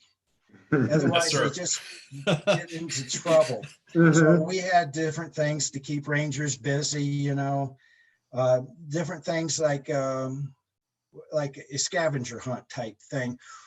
Also where they can learn how to get around and move in the ship from one location to another, because the aircraft carrier can be quite confusing. You got all the different markings that you have in the ship that tells you where you are. And so it was a learning curve. So some of our 160th guys were putting decals on some of the Navy equipment, some of the stickers on Navy equipment. So then the Navy started putting stickers on the helicopters, and I said, you got to cut that stuff out. Nobody's putting stickers on anything. And yeah, so whenever my telephone would ring, I always got bad news. I never got good news. I had fights in the kitchens.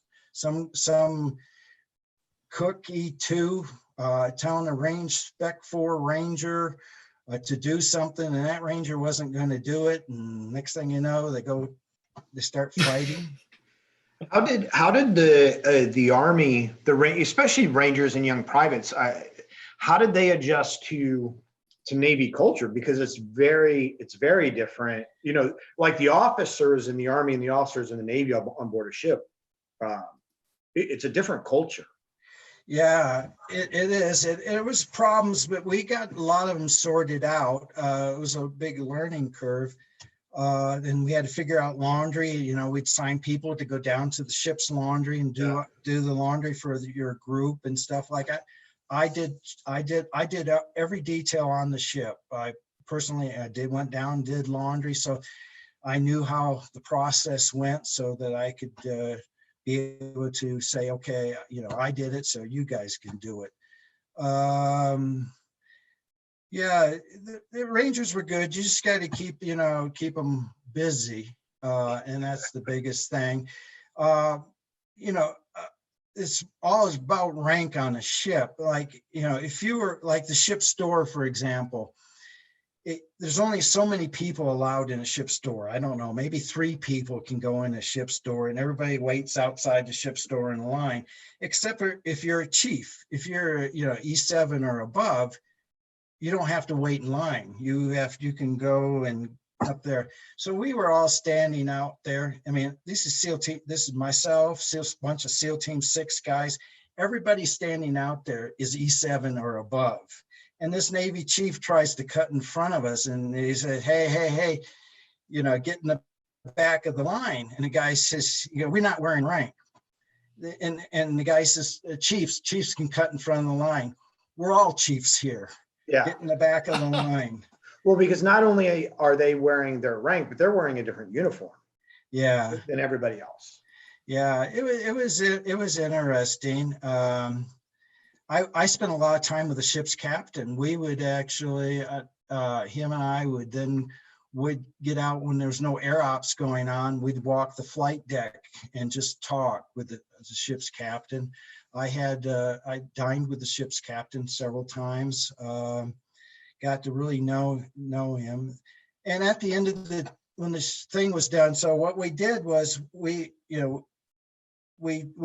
departed Norfolk, Virginia on the aircraft carrier without any air component. So then we flew down the Georgia coast, and then 160th flew onto the aircraft carrier off the Georgia coast. And then we steamed down to Haiti, and then we did different drills. We had to do like man overboard drills where you had to account for everybody, you had to do battle stations. We had to go through all that kind of stuff. So it was really different. And so I was the senior enlisted advisor for the Joint Task Force, but I was also safety during air operations. I put on a white jersey, had a helmet on, had my ears, and I would be up monitoring safety on the flight deck for any operations for our guys. Because, you know, we had a bunch of Army guys now flying helicopters on and off, and I make sure everybody's got the right equipment on there. And so I've got a picture hanging up on the wall with the USS America and all of our Army helicopters on really cool. on it. Yeah. Mike, we got a couple more questions here. Jonathan, he said he wanted to add a little bit more context about Ronnie Strahan. He was a retired CSM out of SOCOM. Yes. And he said he was also a Sante Raider. So he figured you guys knew each other. Yeah, I did. I knew the name. I heard of him, but we never met. I don't think we've met. David asks, did you learn to breach with a night armament's master key? Do you know where the idea of putting a shotgun under the barrel of a rifle came from? shotgun. Well, we carried 12 gauge shotguns, and we had some 10 gauge shotguns that we would do for breaching, shooting locks and such forth like that. We used, we came up with different explosive breaching charges using linear shaped charge, flexilinear shaped charges. We used, one of the things we use is conveyor belt material, Goodyear 330B rubber conveyor belt material. To absorb using that we put the explosives on top of that.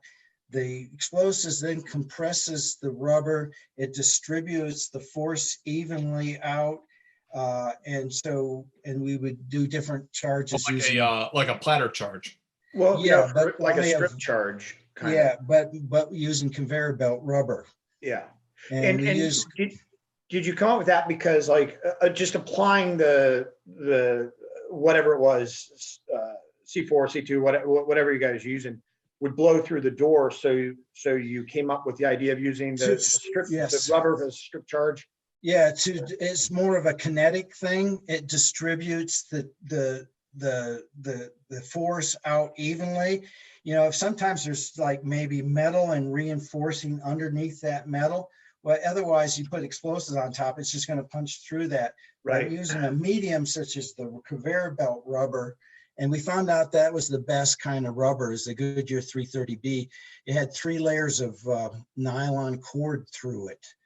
And sometimes we'd make fancy stuff. We would cut through certain areas, add more explosives to different parts of it. We'd make a sandwich type thing with it. Yeah. And so that worked really well. For hostage rescue, the FBI, they like to do a lot of water impulse charges using explosives and water. But that's in a permissive environment where you got water and you're right next to your structure and you can just take your bunch of water and fill it up. But if you're in a non-permissive environment, you're not going to be carrying extra water around. You're going to be drinking it. So our stuff is more designed for non-permissive environments. Yeah. So different thinking between the FBI. Well, you're like using like an IV bag. I mean, it's heavier, right? It's heavier than just using like a Goodyear strip charge or something like that, which is just a really flexible charge. That's fascinating because you guys probably developed so many of the charges that are just like standard now. Yeah, it was amazing. Initially Beckwith did not want us to write anything down during his tenure as commander. He did not want he didn't want us to document anything. Mike, if you read in his memoir, he got that from the SAS because when he was over there, they believed you had to have it all up here, and if you couldn't hold it in your brain, then you didn't need to be in the unit. Yeah, but that doesn't good when you start losing people. People are leaving. You don't have the knowledge. The institutional knowledge gets lost. Right. So I actually put together the first breaching book in Delta. Actually assembled it, and every team breacher had a copy of the breaching book because our charges became so sophisticated. We had different levels. We had 4 different levels of breaching charges. We had level 1 breaching charge is a charge that's an open source thing. If the law enforcement does it, you can find level 1 breaching charges on the internet and stuff like that. And so so that was our level 1. Level 2 stuff was starting to get more specialized, where some of our wall charges and stuff like that. Then we had level 3 charges where they were more complicated. We have stuff that we can use to open doors on passenger aircraft, for example. If the doors are denied, if they tie down the doors, like in one aircraft, they took the neckties, the Egyptian aircraft, they took neckties off the passengers, and the overwing exits, they used the neckties and tied them up. Well, we had charges that you could put on there, and if they had them tied up, it would just snap the handle and door would go in. So, that was kind of like our level 3 stuff. Then we had level 4 stuff, which is limited to no stuff. Only a few people in the unit were privy to our breaching charges that we considered level 4 information charge. And I'll leave it at that. Were you doing, obviously you were exchanging techniques with like the FBI's HRT and the SAS, Yes. and then experimenting, but then were you also consulting, I don't know, a professor? Like, how were you gaining all this knowledge?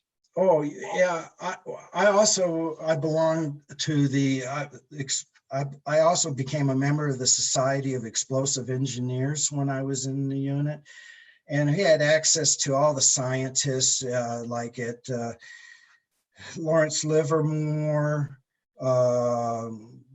Sandia, so we had all these, Dr. Cooper, all these experts. We did a lot of testing out at Nevada Test Site. We do testing out there. We did testing at Socorro, New Mexico, out at New Mexico Tech. And so we worked with different people. And of course, we got to the point where all of our stuff was instrumented. We would have it high-speed cameras. We'd have pressure sensors and stuff like that. So we hired the Army Corps of Engineers Waterways Experiment Station out of Vicksburg, Mississippi. And so when we did any breaching R&D things, the Corps of Engineers instrumented all of our tests. It's fascinating. Yeah, and so, it's a science. My budget was several $1 million. I had a $7 to $8 million breaching budget. Well, you must have been like a kid in a candy store there, yeah, Mike, because I mean, this is your thing. This is your passion. Right. Yeah, it's really neat to be able to come up with that stuff. I mean, we had to, one of our things was in Libya. Have you guys heard of Tarhuna in Libya? Gaddafi had in the mountains, the Tarhuna Mountains, he had bought 2 Swiss tunnel boring machines. Like they did the channel under the English Channel. Gaddafi bought 2 of them, and he dug 2 parallel tunnels in this Tarhuna with his tunnel boring machine. And what he was going to do is set up a chemical production, underground chemical production facility when Gaddafi was there. He had one set up at Rafta. Rafta was a small scale chemical. He made some mustard and different other things, but it was small scale. It was open, but he wanted to take this big production chemical agents underground. And we knew all this was going on. We could see the construction at Tarhuna and stuff like that. Now, he told the world that this was the great man-made water project. He told the reason he bought these 2 tunnel boring machines was going to make water reservoirs for the town of, for Tripoli and all that kind of stuff. But we knew that he was going to do these 2 things. He was going to make side channels in there and put it under. So the plan was, when I was in JSOC, J3 Special Plan Sergeant Major, I was in charge of target defeat of hardened targets. Our goal was, before he would set up a chemical production facility, we were going to go in and destroy his tunnels. And so, tunnel boring machines are huge. And as they go in, they do the concrete, the reinforcing steel and stuff as they go in to the tunnel. And there wouldn't be nothing to destroy except for the tunnel itself. We would have to implode the tunnels. So we found and this was on sandstone. So we found the right sandstone out at New Mexico Tech at Socorro. I went all over the country looking at sandstone with the Corps of Engineers, and we picked the sandstone there. So we set up concrete just exactly like the tunnel boring machines, and we'd go in with drilling machines and drill parallel holes outside of the concrete, between the concrete and the sandstone, with these drilling rigs. And then we would pump in bulk explosives and actually implode these tunnels. It'd be a big operation. we would have had to gone in with hovercraft. We planned on having garbage trucks full of slurry explosives. We would have drilling rigs, so we would go in. And so this was, we were planning on doing all this, and then actually going in, taking over the tunnels and imploding them. But anyway, somebody decided that better to tell the world what Gaddafi's up to. And so it was announced to the world what he was doing, and Gaddafi ceased operations because of the publicity and stuff like that. But that was going to be a major operation. I was going into Libya and imploding. That would have been tunnels. pretty cool too. Yeah. Bringing down the mountain. So we were trained on how to do. Now, today we have what we call a heavy breaching cell in the unit, and people because it started breaching started to be a big thing. On that note, actually, someone asks if you have any experiences in Africa that you might be able to speak of, I guess, aside from Libya. Yeah, the only thing I did a couple tours in Sudan when I was in the unit in the early 80s. The president of Sudan was a guy named Namari at the time, and his vice president came over and talked in the United States and stuff. And he wanted a team to go over and evaluate the presidential security of Sudan. So there's two of us from the unit that were part of that detail, Bud Morgan and myself. So we went with team, and the other guys were from a unit called ISA. ISA is the Intelligence Security Agency. It was a military intelligence cell that was set up at the time. And so we went in and we evaluated his security, all of looked at his palace, his all of his stuff. And then when I was there, they realized my background. And so I went and I looked at all the storage facilities. They had a plant there in Khartoum that made 9mm and 12-gauge shotgun shells.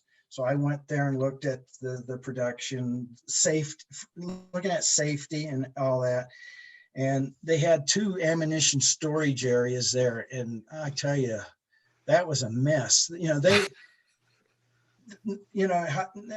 Everything was, I went into this powder magazine and I go in there, there's no lightning protection. I go in there and there's pallets, wooden pallets with nails on it. There's powder on the floor, loose powder on the floor. There's no static electricity precautions where you have to ground yourself and wear non-sparking shoes and all this kind of stuff. And I walked in there and I'm like, my gosh, just one spark, and this whole thing would go off. Kablooey. In Sudan. And so I made and they had, and then they showed me some Russian blasting caps and stuff like that. Well, the Russians don't shunt their electric blasting caps for whatever reason. These were electric blasting caps, all unshunted. And it's just, so I made a lot of safety recommendations and stuff like that.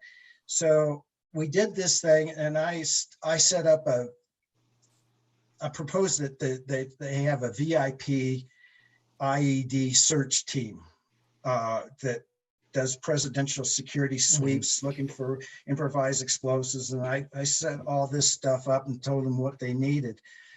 So when we left there, and normally the agency goes in and would do the next phase, is go in there and train, take these people, whether they bring them back here to the States in a secure location or go there, the agency is responsible for training that, but the agency was busy.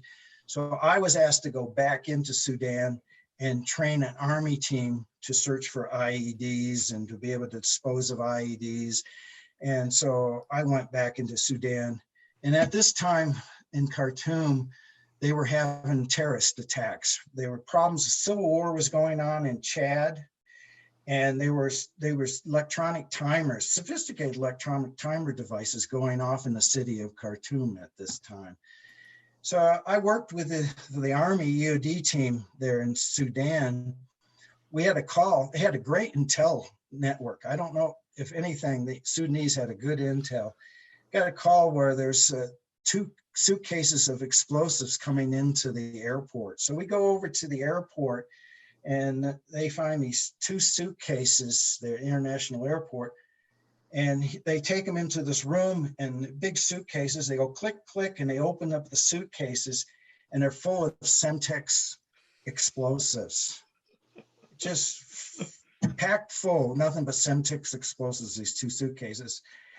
And I'm standing there watching them do this, and I'm saying, you know, you intercept very many of these. Next time you go click, click, and open, it's going to go boom, you know.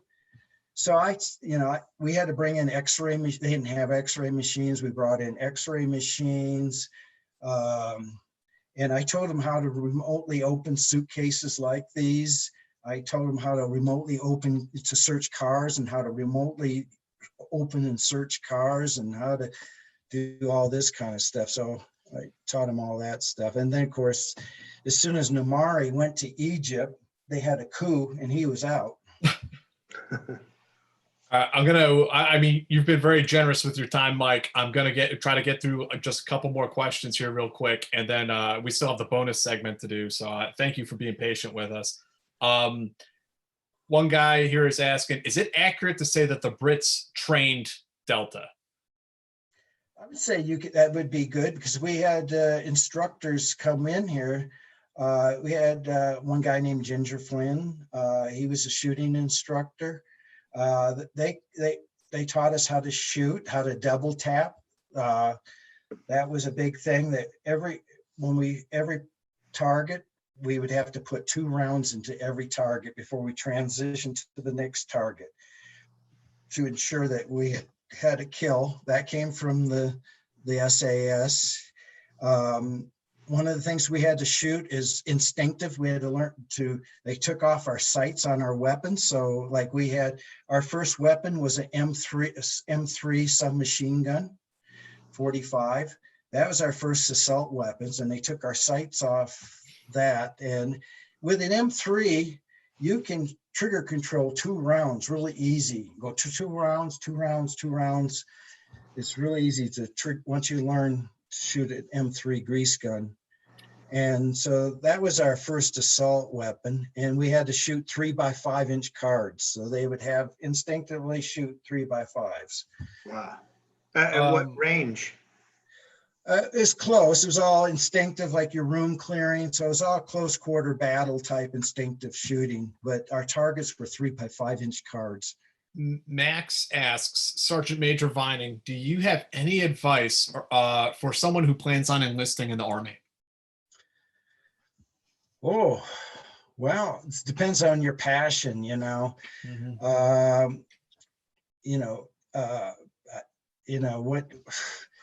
I have a grandson in the Army right now. He's with 5th Group. He's in a support. He's in one of the 5th Group battalions, but he's a 91B. He's a wheel vehicle mechanic with 5th Group at Fort Campbell. So I have a grandson there. His passion was to work on vehicles, learn a trade, so that when he gets out of the Army, he had a scholarship to go to a tech school as a mechanic, but he went to the school at Fort Lee. And strange, he's a 91B vehicle wheel mechanic. When I was in, a 91B was a medic. Yeah.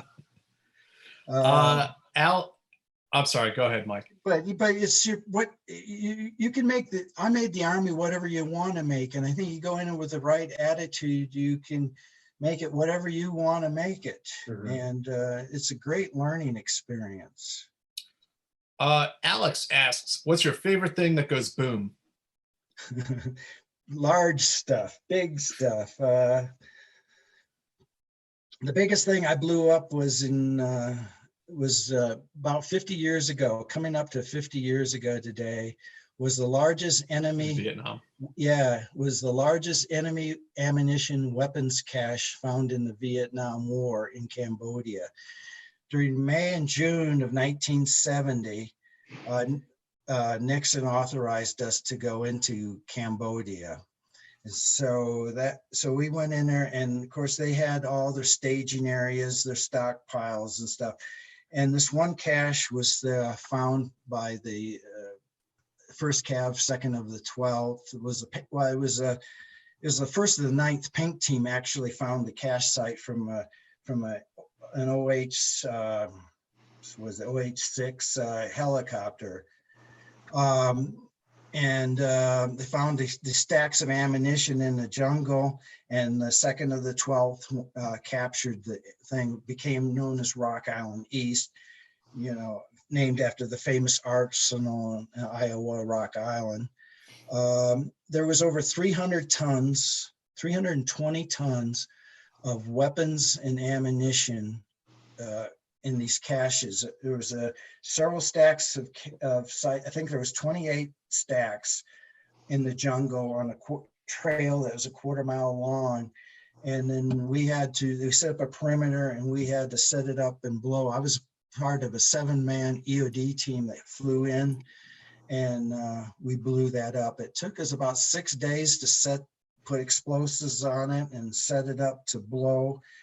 And now some of the ammunition and weapons were backhauled out, but we used 300 cases of C4 and we used 12 cases of detonating cord. There's 3,000 feet in each case. And so we buried the detonating cord lines underground.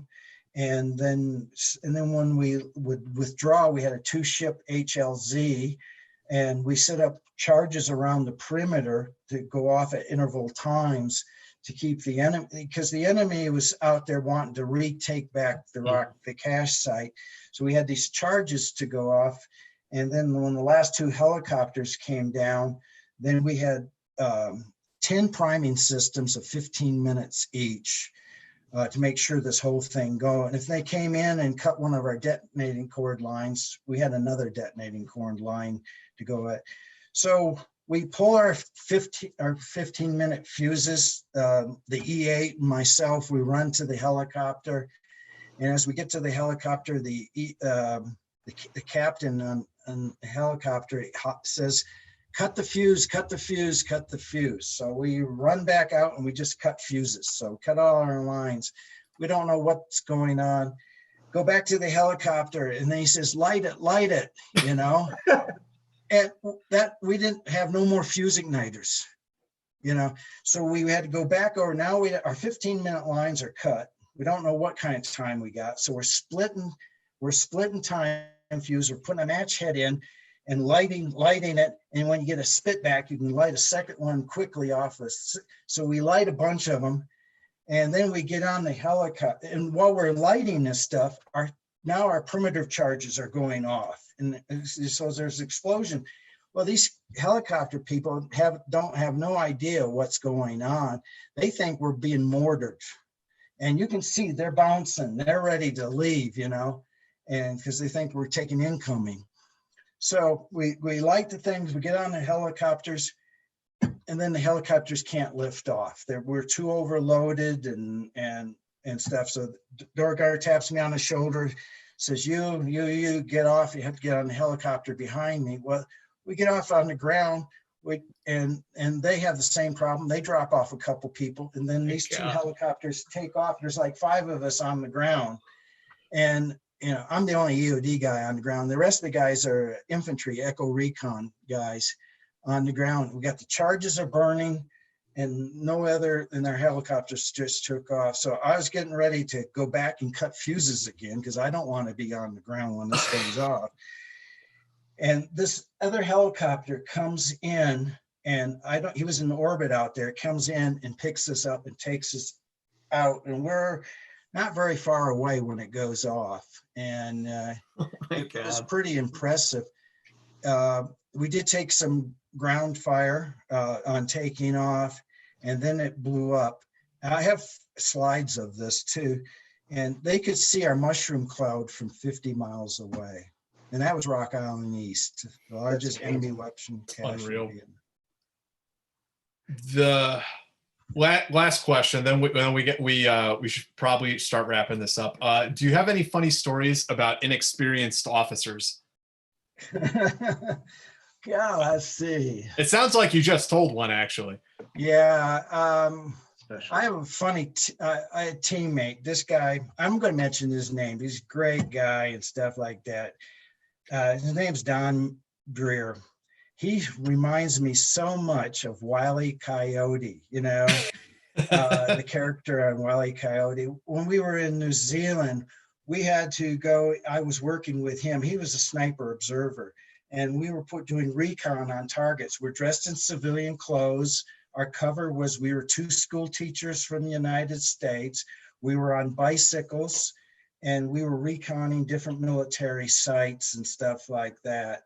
And Don, one of the things, we had to cut across, there's this creek or river with this big clay bank, and we had to had to traverse across this thing to get to our target site, you know, without it being exposed, to stay concealed.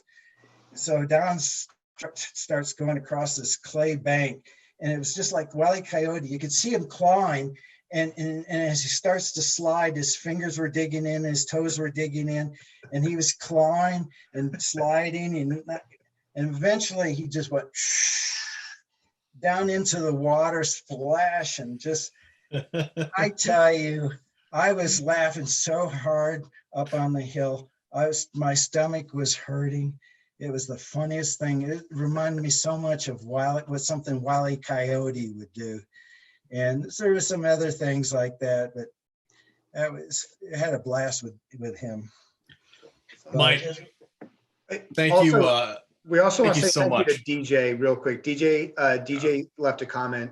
Thank you. My father spent time in Sudan in the 80s, as well as a member of the African Nations Peacekeeping Mission, as well as the Congo. And he has similar stories about the craziness there too. Oh yeah.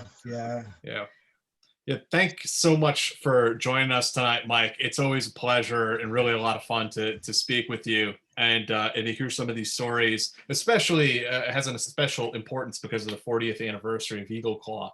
I'm really glad we got to have you here and talk about that.